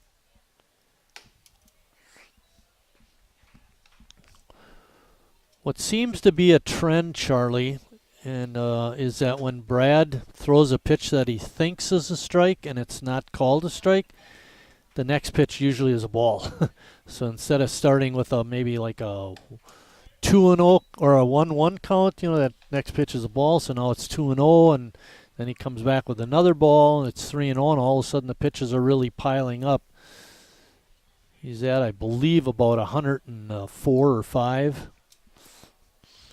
And sometimes that's where I think Jared Reinflesch does a good job. When he gets a call that he thinks is bad, he can gather himself and come up with a strike.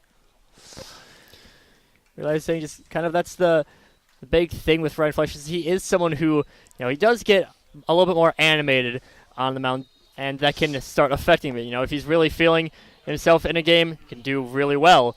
But sometimes he gets one of those calls that he thinks should be in, and it throws him off for the rest of the at-bat. Next up for the Max is Max Kalk. Tying run is at the plate.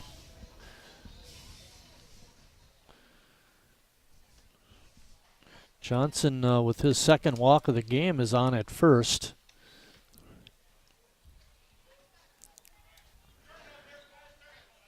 Be interesting to see if Menasha tries to run between Reinflesch and Schnell. They've been able to shut off the running game.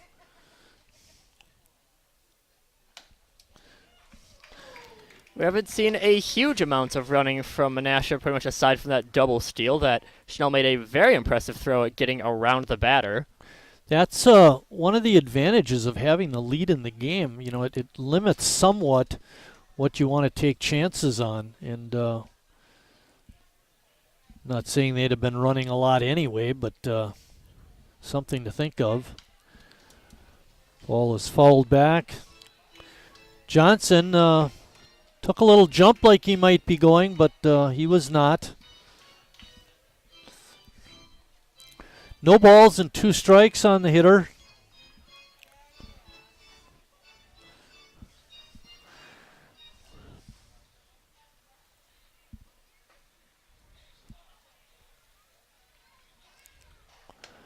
Pitch on the inside, not on the corner, inside. Makes it 1-2. Brad looking for strikeout number 11. Johnson not really taking a terribly big lead off of first before the pitch, but does get a decent bit of a run after the pitch is thrown. Hey, swing and a miss by Kalk, and that's out number 2. Big strikeout. And that's going to bring up the right fielder, Ben Beering. Ben doubled, hit that gapper in the 5th.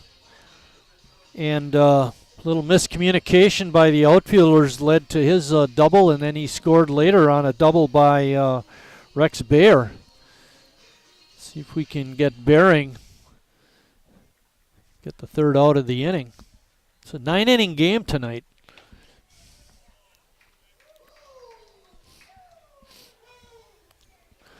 Menasha coming in tonight is 5-7 in the league.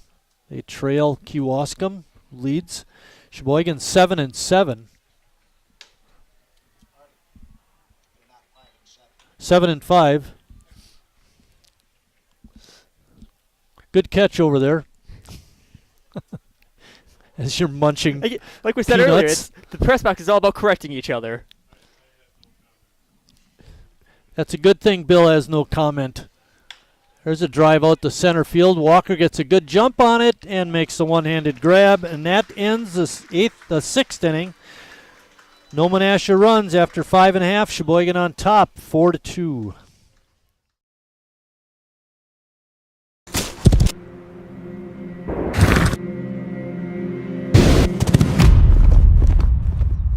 Let me tell you a story about a beer rooted in the heart of America, found in a community where a handshake is a sure contract, brewed for those who found opportunity in challenge and hope in tomorrow, raised by generations willing to sip, share, risk, remember. This is a story bigger than beer. This is the story of the American spirit.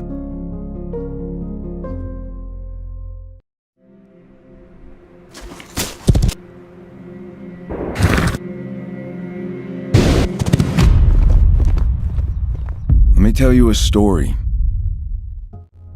about a beer.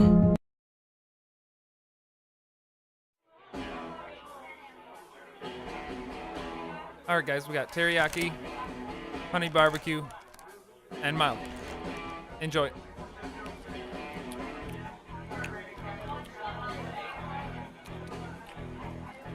All right, DOA wings, hottest on the menu. You got a problem?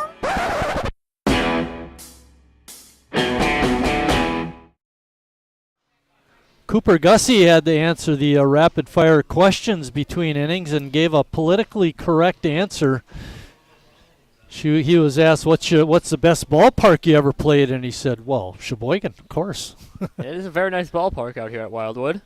Jimmy Jurgensen up to bat. Jimmy 0 for 2, looking for his first hit. Baer still on the mound for the Max. He's pitching a dandy. He's trying to anyway. Needs a little more offensive help from his mates. Baer really has pretty much done it all for Menasha, responsible for one of the RBIs as well as one of the runs scored.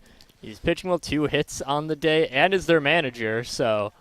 Only 63 pitches thrown entering this inning. That's a very good number. Brad finished the 6th inning with 117. We kind of make a big deal of that, but when it comes to Brad, it's not a thing because he just wants to stay in there and pitch. Most pitchers, I think you kind of, once you get around 100, you start worrying. Plow had it, dropped it. Jimmy not running hard was thrown out. Got to get a better effort out of you, Jimmy. Come on. Bennett Becker is next. That is one that 9 times out of, not even 9 times, 99 of 100 times is a pretty routine play. So yeah, you Jimmy got to just hustle, kind of though, assumed- Charlie. There's no excuse for not hustling. That's something you can just do all the time because you never know. As I was saying before about Brad's pitch count, you know, most pitchers you get around 100, you start worrying. Brad, that's about 200, and then you start worrying about the pitch count. Bennett Becker up. Good breaking ball there by Bayer, had Bennett fooled. We're in the bottom of the 6th inning. A good fastball.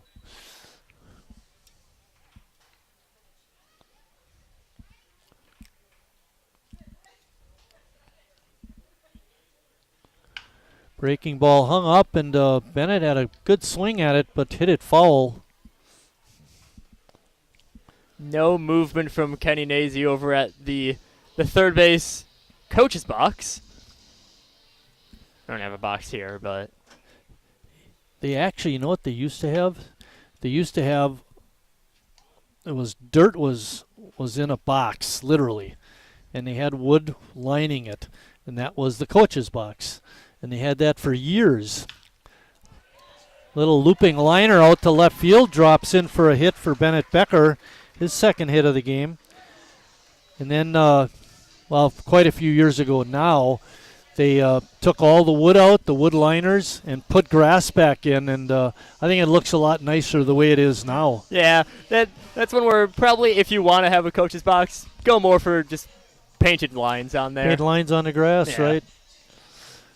Plus, it's safer. Yeah, the Get wood that- sounds very dangerous on Yeah, exactly. I have to make a sliding catch, and all of a sudden you got splinters in your knees. Justin Schnell up.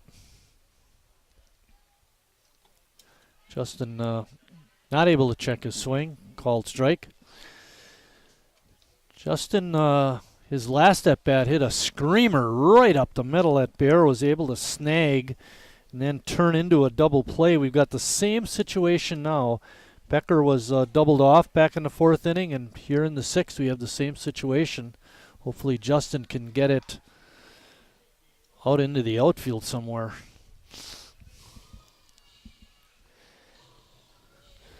As I said, that was a very strong hit by Schnell. Sounded real good off the bat. A very nice line drive, and if it wasn't for the pitcher's glove, would have dropped in for a single.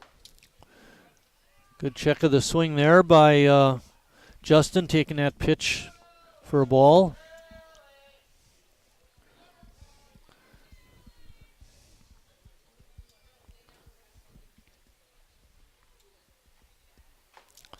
Breaking pitch in there.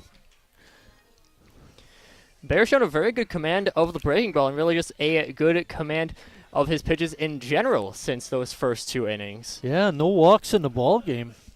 He's really been super that way.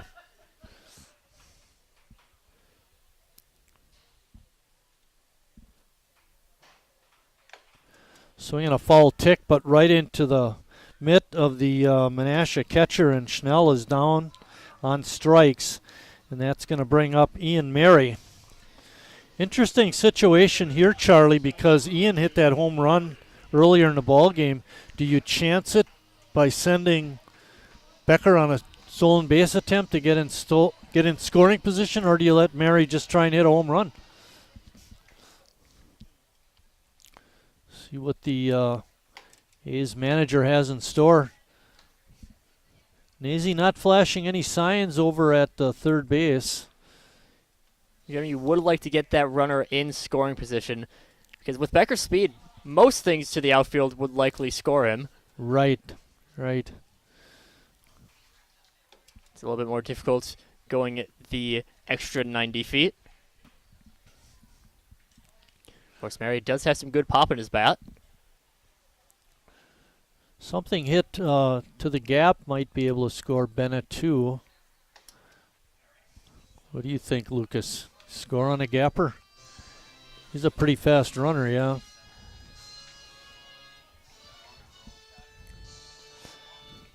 Bennett taking a nice lead now.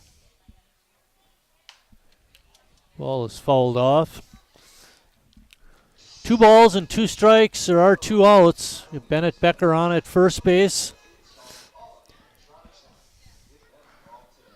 Reinflesch trying to carry his team to victory, but he needs some help.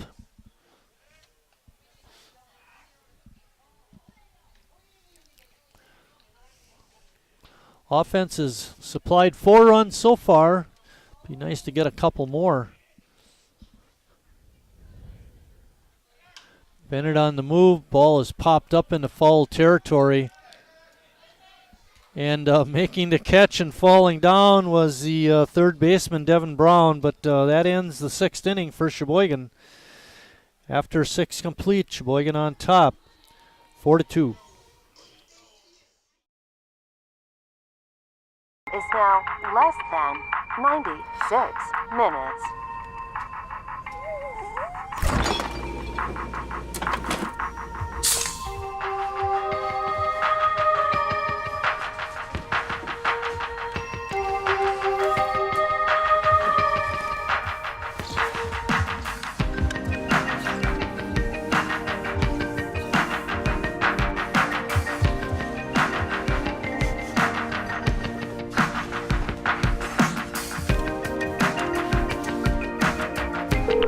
We thank you for your patience.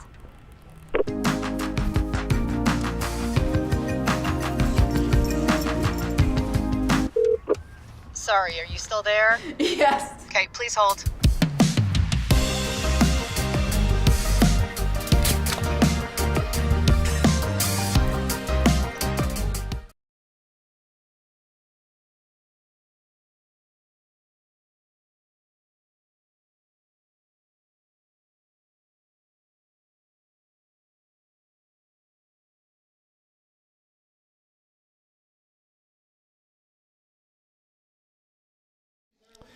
Back here at Wildwood Park, getting ready to start 7th inning action. The most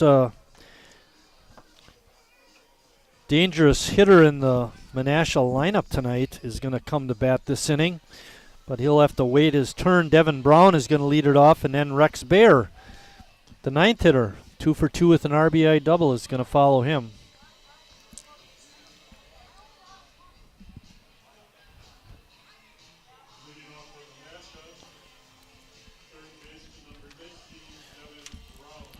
Our next live stream broadcast is going to be tomorrow night against Burlington. Sheboygan wraps up the NEW league season, their schedule tonight. They'll wrap up the Wisconsin State League season tomorrow night against that Burlington ball club. Bring that game at, it'll be 7:30. Look forward to bringing that to you. Should have the entire crew tomorrow night, the A-team up here in the press box, as we like to call them.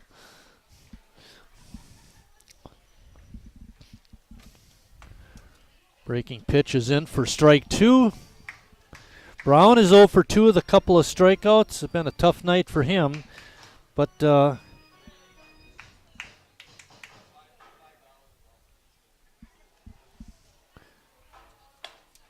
ball is up high.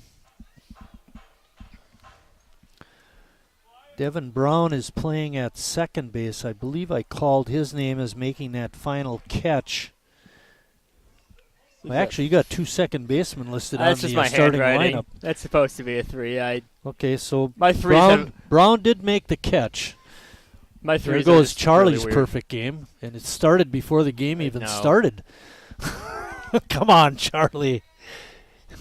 My handwriting is just weird in general, so... Hey, I appreciate Charlie's been a real trooper all season, writing the lineups for me to start the ball game. I appreciate that.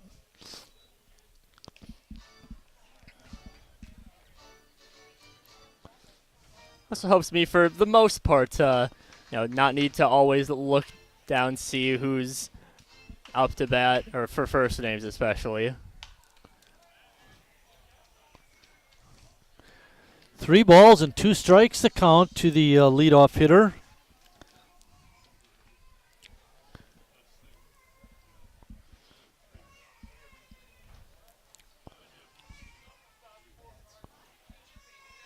Breaking ball is popped up into short right. Neese goes back and makes the catch.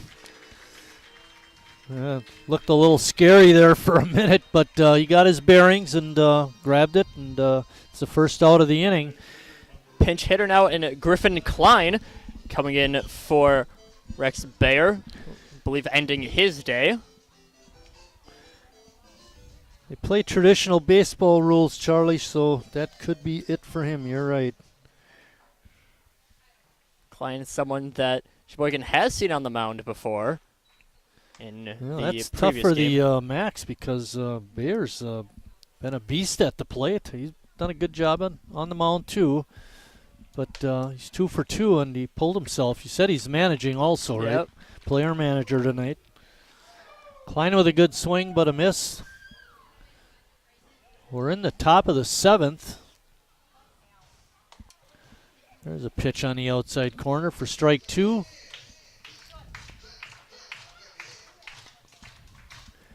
DJ Jazzy Jeff getting the fans to try and clap their hands, and Klein goes down swinging. He was no match for Rindfleisch that time. Brad with his 12th K of the game. And that's going to take us to the top of the order with Chase Hanselman. Hanselman singled in the second run in the 5th inning for the Max with an RBI single. Pretty solid hit out into right field that he advanced to second on thanks to the throw home to attempt to cut down Bayer. A good breaking ball by Rindfleisch. Took a little something off, threw it outside, and Hanselman not able to hold up. Really, this is one of those innings that we were talking about earlier. Sometimes Brad can really start feeling himself, start getting a momentum going. Start off with an 0-2 right after a strikeout. Breaking pitch also stays inside. Evens the count at 2-2. How many pitches for Brad now? 132.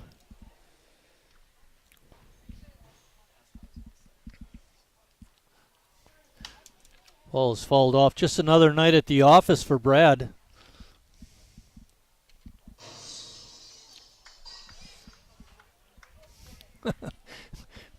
Major explosion on that foul ball. What's going on down there? Sound effect went a lot louder than normal. Sounded like a whole different clip. Brad coming in down and under from that for that last delivery, but it goes outside.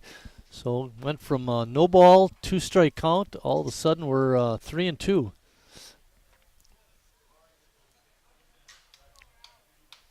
There's another breaking ball. That one's in the strike zone. And it's strike 3 and number 13. And we're going to head to the bottom of the 7th with Sheboygan still on top, 4-2.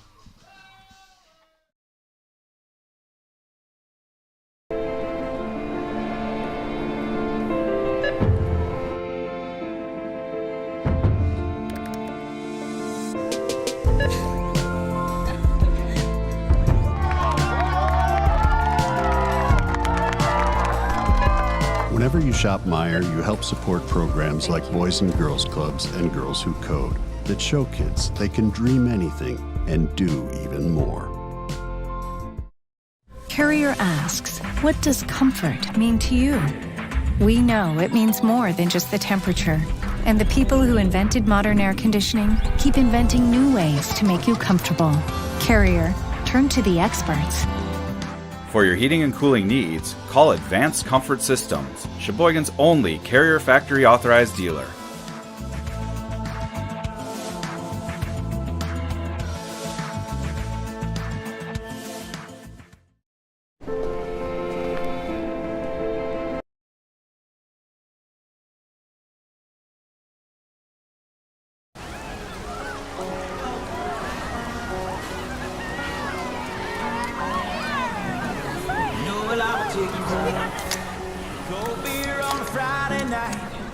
pair of jeans that fit just right, and the radio.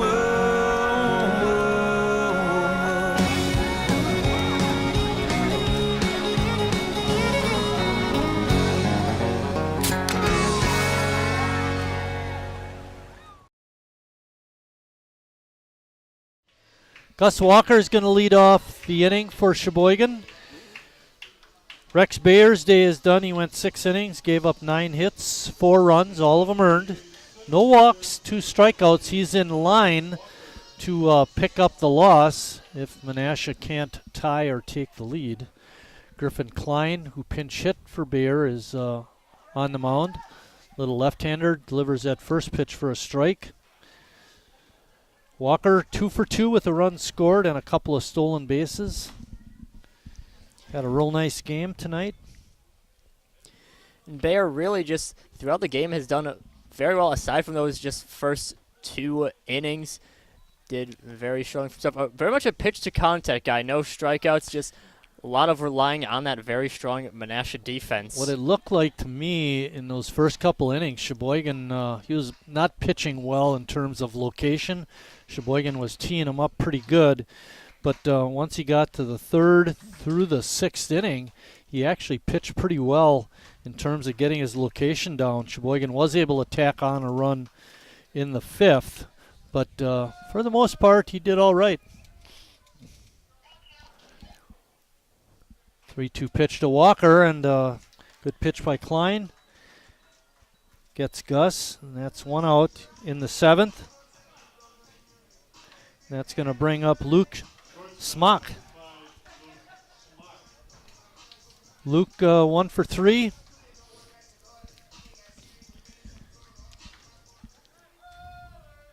Whoa, that's dangerous. Luke called a late time and the umpire granted it. Klein was in his motion and did stop, but almost fell down and could have twisted a knee or an ankle. That's one where even if time is called, you still go through with throwing it.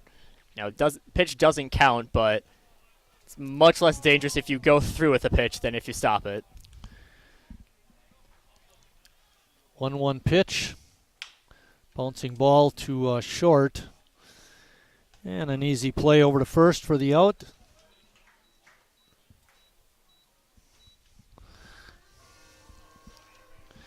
That brings up Harry Stelt. Harry having a nice game. 2 for 3 with the home run and 2 RBIs. Harry up 2 RBIs, 39 and 40 in this game, reaching the big 4-0 in the batted in column. Klein, Quick worker out there. I think that's part of the reason why he wasn't able to not throw the ball or had trouble stopping his throwing motion. So he works so quick.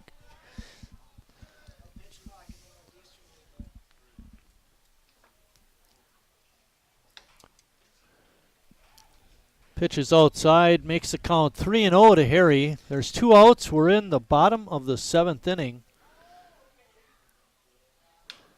Rindfleisch trying to pitch his team to victory for the 2nd time this year over the Max.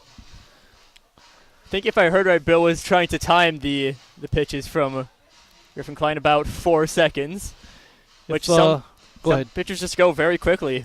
So, if Brad is able to win tonight, going to put his record at 6-4, and that would tie him with Jared Recolaitis with wins on the season with 6.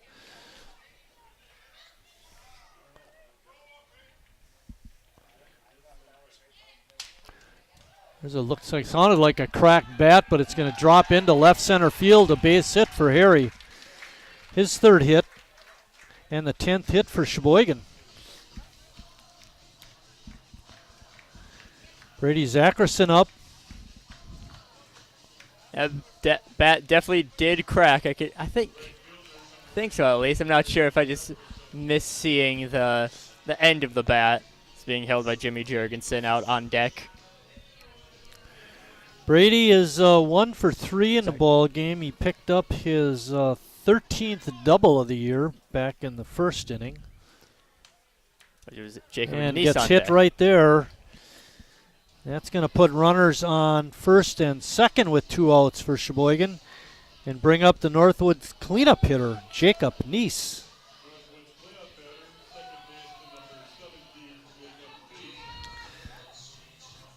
Something hit in the gap, could score Harry. Bouncing ball to short. Plo picks it up and tags Harry going to third, and that's going to end the 7th inning for Sheboygan. After 7 complete, Sheboygan still on top, 4-2.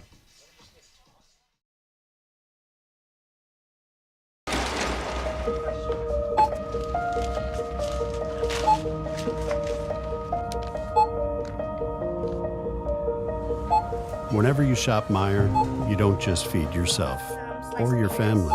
You help support programs like Simply Give that feed our neighbors in need. Thank you.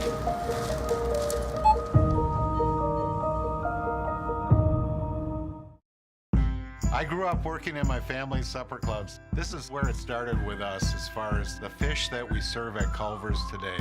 We source the finest cod and batter each fillet by hand and always cook it to order. That beautiful golden brown color and flaky on the inside. The fish fry is a Midwest tradition. It's about families coming together. I love bringing this tradition to guests everywhere. Mom and Dad would be proud. Welcome to Delicious. Wingism number 1, the Flavor Saver.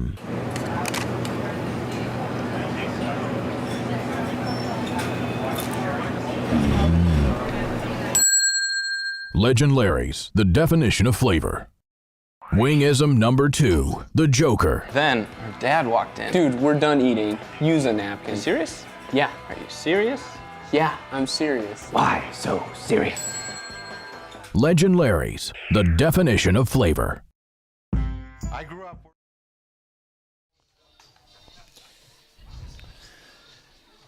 Our 50-50 giveaway tonight was $194, and there were a couple of oohs and ahs up here in the press box because the fans in the ballpark is not that great. That's a really good number for the number of people that are here. Also, we need to get back to our trivia game. Denny Moyer writes a weekly article for The Sun. What is it called? My Life in Sports, Echoes from the Dugout, or Life at the Sheboygan Press? Give you the answer to that question a little later in the inning, if we don't forget. Have forgotten for a half inning for a few of them. Both of us have. Charlie and Lucas, your job. Help me remember. McKillop's leading off the 8th inning for Menasha. He's 0 for 2 with a walk. This next delivery is going to be a 2-1 delivery from Brad.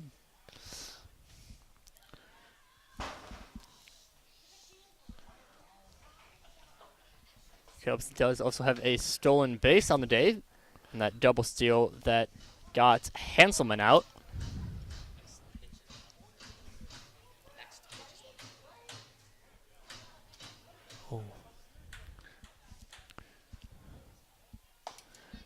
That was a pitch 140. It comes in for a ball. The count is now full at 3-2.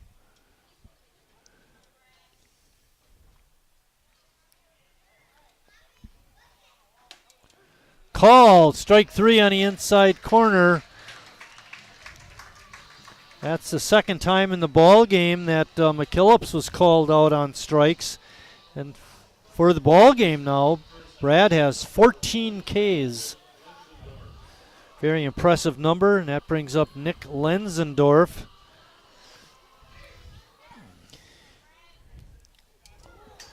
Pitch over the back of Lenzendorf. He's not too happy about it, and I don't blame him. Out of those 14 strikeouts that Brad has, 5 of them have gone down looking. That was pretty impressive in the first inning. All 3 were caught looking.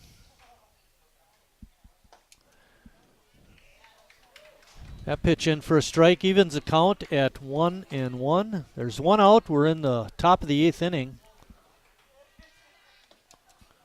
Sheboygan looking to win this ball game and even their season series with Menasha at 2-2. It's just off the outside corner for a ball, makes it 3-1.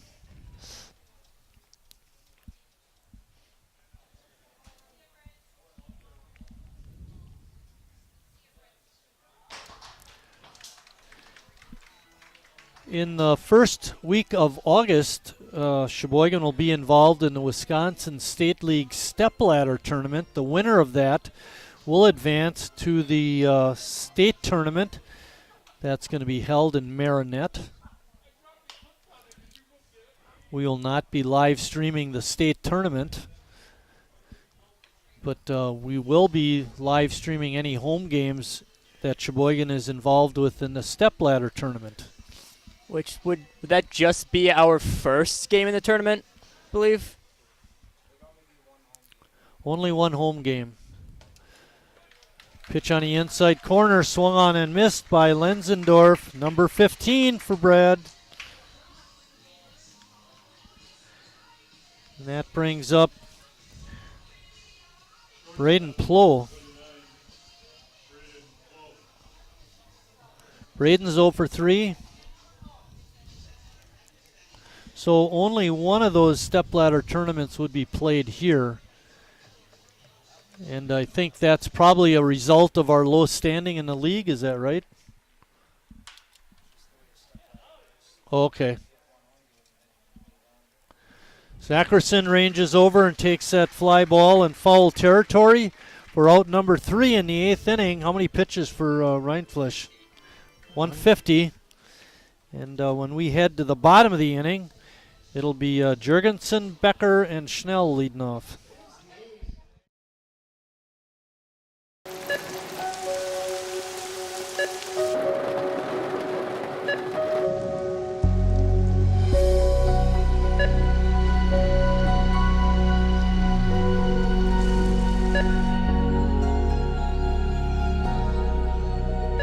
Whenever you shop Meijer, you help support organizations like Hope House Mission and New Hope Shelter that give people around here warmth, shelter, and care.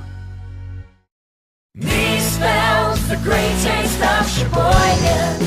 What does it take to stay in business for 75 years? It's not only featuring USDA choice beef. It's not caring about every single one of our 30 varieties of bratwurst. Nope. After being family owned for 3 generations, we've learned it's about you. At Miesfeld's Market, we give back to the community and our customers always come first. Since 1941, we've been feeding our neighbors, so come by and see what we've got today. Wingism number 3, the Peter Heater. Oh, so hot. Oh, so hot! Legend Larry's, the definition of flavor. Wingism number 4, tea time. What are you, having tea with the Queen?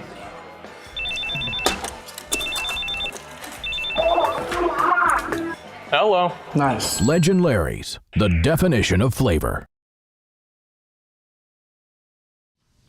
Owen Ripley into pitch for Menasha. We never did.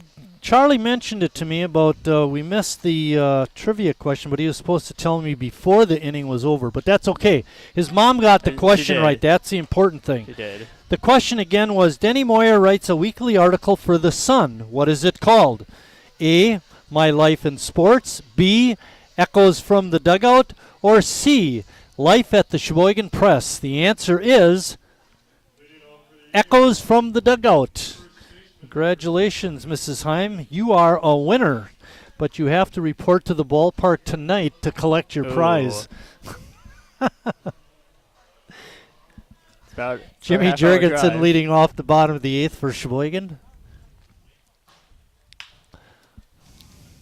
Plow got a nice Sunday hop on a Monday and makes the easy throw over for the out.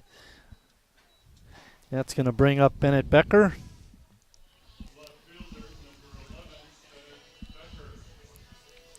First new pitcher in, as we had mentioned, Griffin Klein, only 17 pitches. And if we get this wrong, it's CJ's fault for giving me false information, but CJ thinks that Klein got tossed. Klein got tossed? That's Huh, wow. So possible ejection? We never like to see that. And if that's not the case, then we're going to blame CJ for giving us false information. But you know it'd be really interesting, CJ, to have somebody in the press box get ejected.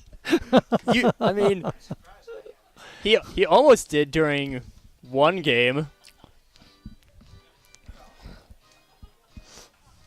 Remember, they at least told you to shut the music off.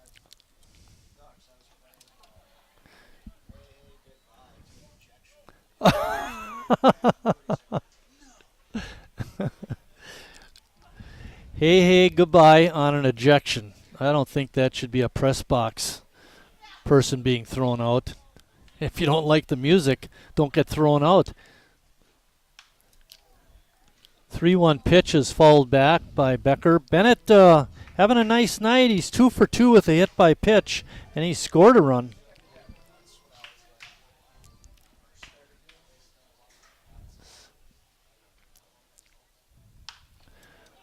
Ball is ripped foul. Did you ever play something like Three Blind Mice when the umpires walk out on the field?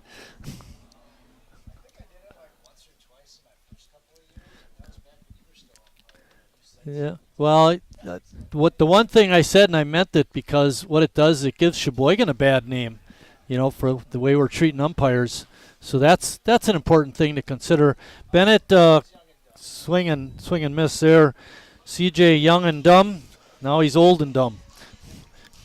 But there is still hope, CJ. Justin Schnell up. We're in the bottom of the 8th inning. There are 2 outs. Sheboygan on top, 4-2. Rindfleisch looking to finish it out. He's at 150 pitches. Another day at the office for him. I thought that was one of the away games, wasn't it? Yeah, he had 174 here. Not too long ago. Oh, that's right. Then he got pulled out. Right, he was upset he got pulled out.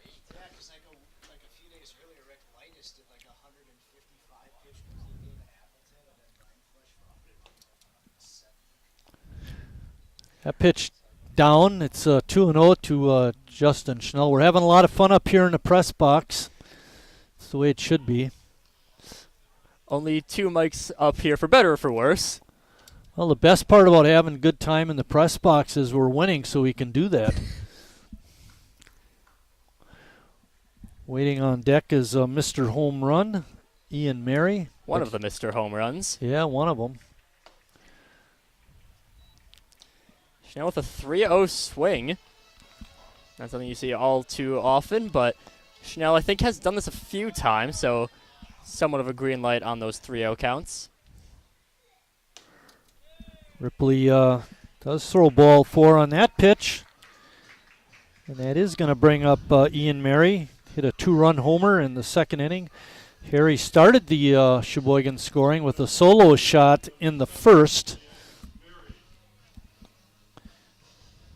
Harry has 3 hits on the night. Ian Mary has 1 for 3, his home run. Gus Walker with a couple of hits. Bennett Becker with a couple of hits. A lot of hits on that left side of the field, both home runs out to left field. Yeah, they were both left field home runs. Harry a little bit further than Ian's.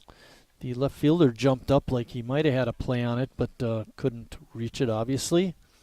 Harry, the left fielder, just turned around and watched it. He didn't even make an attempt. Whoa, high and tight. That's dangerous.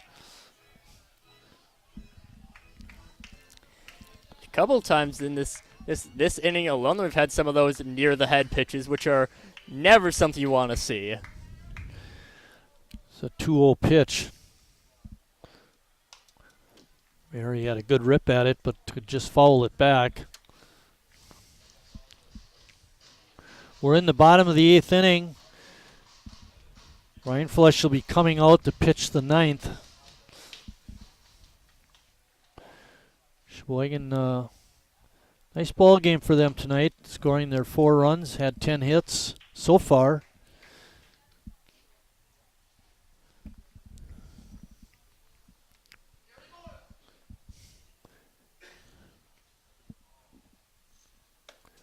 Pitch is up high, and that's ball 4 to Ian Mary. Now with 2 outs, we have 2 runners on, and Gus Walker up. Gus has a couple of hits in the ball game. Good chance for an RBI with Schnell on at second base. Even though he's a catcher, he's got pretty good speed. Tim Moyer hasn't been bashful about using Justin in the outfield. One thing that's been big for Sheboygan in this game has been preventing people from being stranded on base. Just 5 in this game, which, of course, you always want that to be a 0, but less than 1 per inning is always a good thing, even still.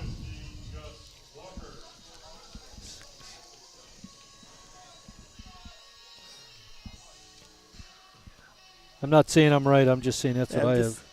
1, 2, 3, 4. Alrighty, 2 outs, 2 on. Gus up. Schnell has a nice lead at second. There's a line drive or bouncing ball over to Lenzendorf. He has it. And that retires Walker at first base on a 3 unassisted. That ends the 8th inning. Sheboygan will go to the 9th with a 2-run lead.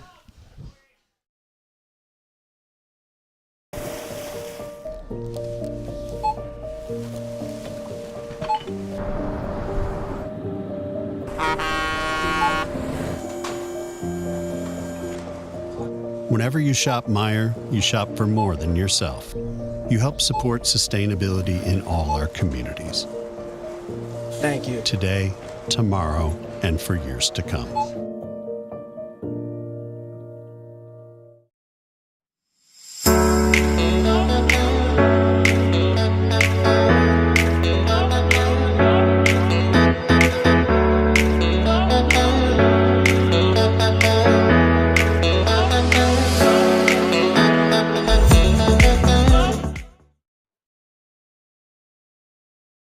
At Northwoods, we are a family. And like your family, our main concern is safety. As a leader in the cleaning and sanitation industry, we're doing our utmost to support and supply essential cleaning, sanitizing, and maintenance products to your family and business. And we're introducing new products, like our Cool Water Personal Hand Sanitizer with essential oils. Our thoughts and prayers go out to everyone affected by COVID-19. At Northwoods, we're protecting you through this pandemic and the next.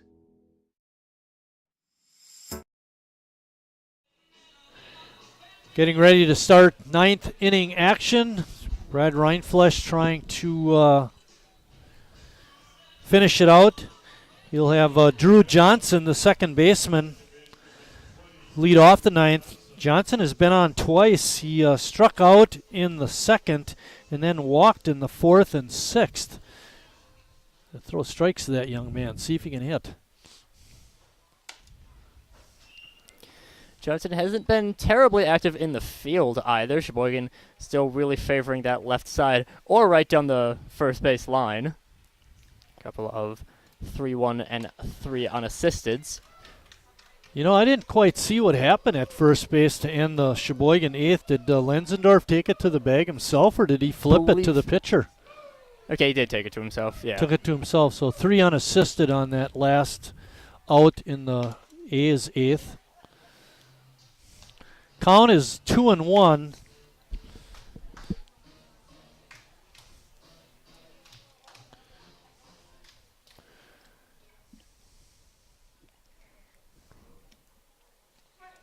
Breaking ball is popped up foul. That ball is going to be out of play.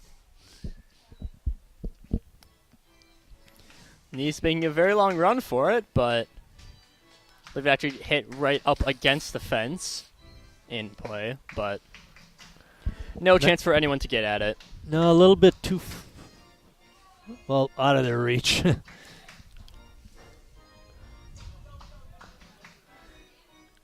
Max Kalk, the catcher, waiting on deck. 2-2.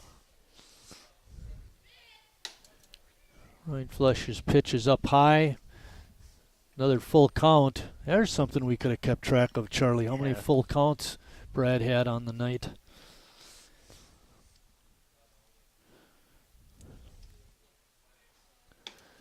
And that pitch is outside.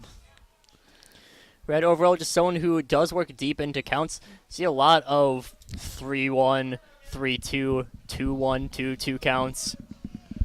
And what's interesting about that walk is it's the third time that Johnson has drew a walk in the ball game. Johnson really boosting up his on-base percentage on the day.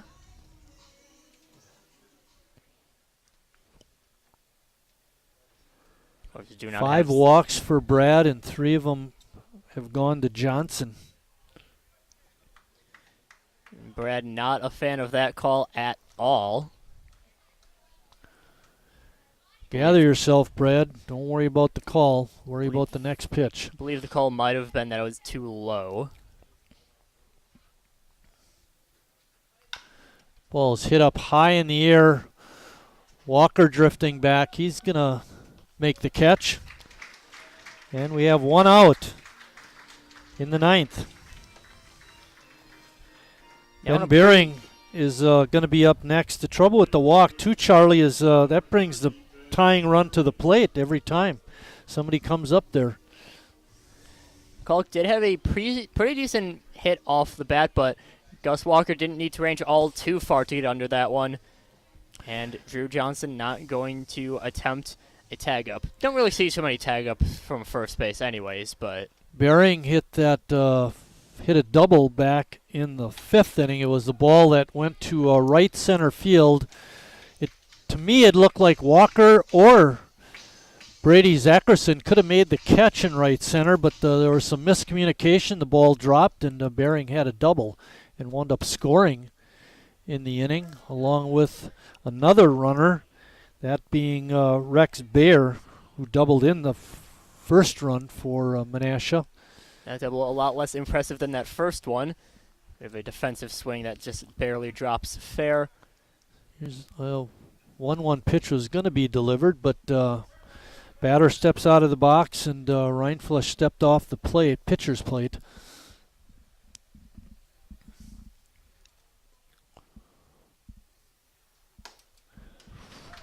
Kind of a defensive swing, but it goes as a swing and a strike. It's now 1 ball and 2 strikes.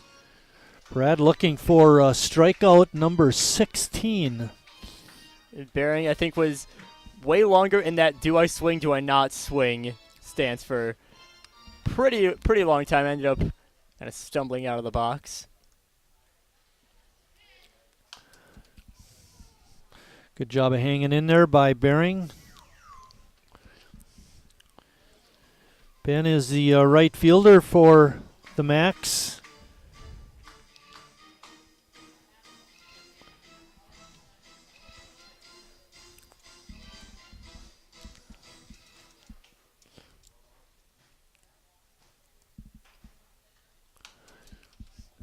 Not much of a lead being taken by Johnson. Menasha needs 2 to tie and 3 to win, or take the lead, I should say. Menasha, I think, just being very cautious right now, not going to risk anything. Exactly. They bit with, they had little bug bites before. Breaking ball again fouled off. Beering proving to be a pesky at-bat hitter here this at-bat.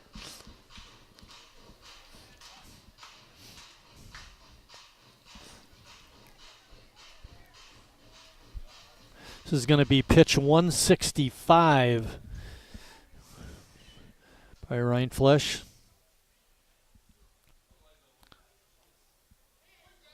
Swing and a miss on a breaking pitch, up and in. Very nice pitch by Brad, and that is strikeout number 16. And there's now 2 outs in the 9th inning, and coming to bat is Devin Brown, the third baseman. Devin 0 for 3 on the night. And Brad really still managing to boost up that already very high strikeout per 9 rate. 15.5 partway through the game. Now up to 16 strikeouts in today's game. So far in the ball game, Menasha only has 4 hits. 3 of those coming in the 5th. Schnell asking the base umpire what he thought, and he says no swing, so it goes as ball 1.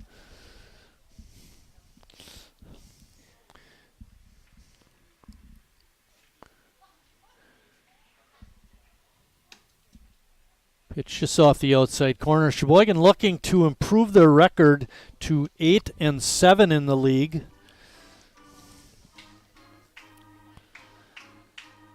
When they play Kewaskum on Thursday, that will be their last league game for the 23 season.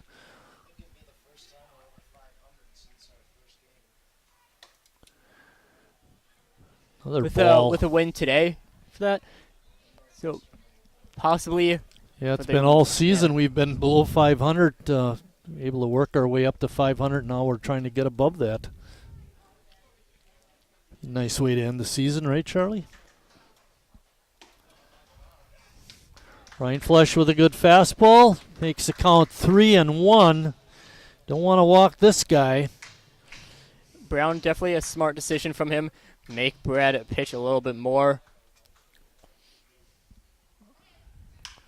Ball is hit out into center field. Walker is there and makes the catch, and that is the ball game. Sheboygan a winner by a score of 4-2. Brad Reinflesch finished it up with 170 pitches, and that's not the last time we've seen that. And I think he's going to be asking to play on Thursday as well. Certainly could be a possibility. For the ball game, Menasha had 2 runs on 4 hits. They had no errors. They left 6 men on base. Sheboygan finishes the ball game with 4 runs and 10 hits and no errors. They left 8 men on base. Brad Reinflesch, the winning pitcher. The losing pitcher for Menasha was Rex Bayer. And nice ball game for Sheboygan. Our next live stream broadcast will be tomorrow night when Burlington comes to town for a 7:30 game. We look forward to doing that. For the crew, Lucas Schulze on camera, my partner Charlie Heim, and I am Mike Martin saying thanks for watching, everybody, and we'll see you down the road.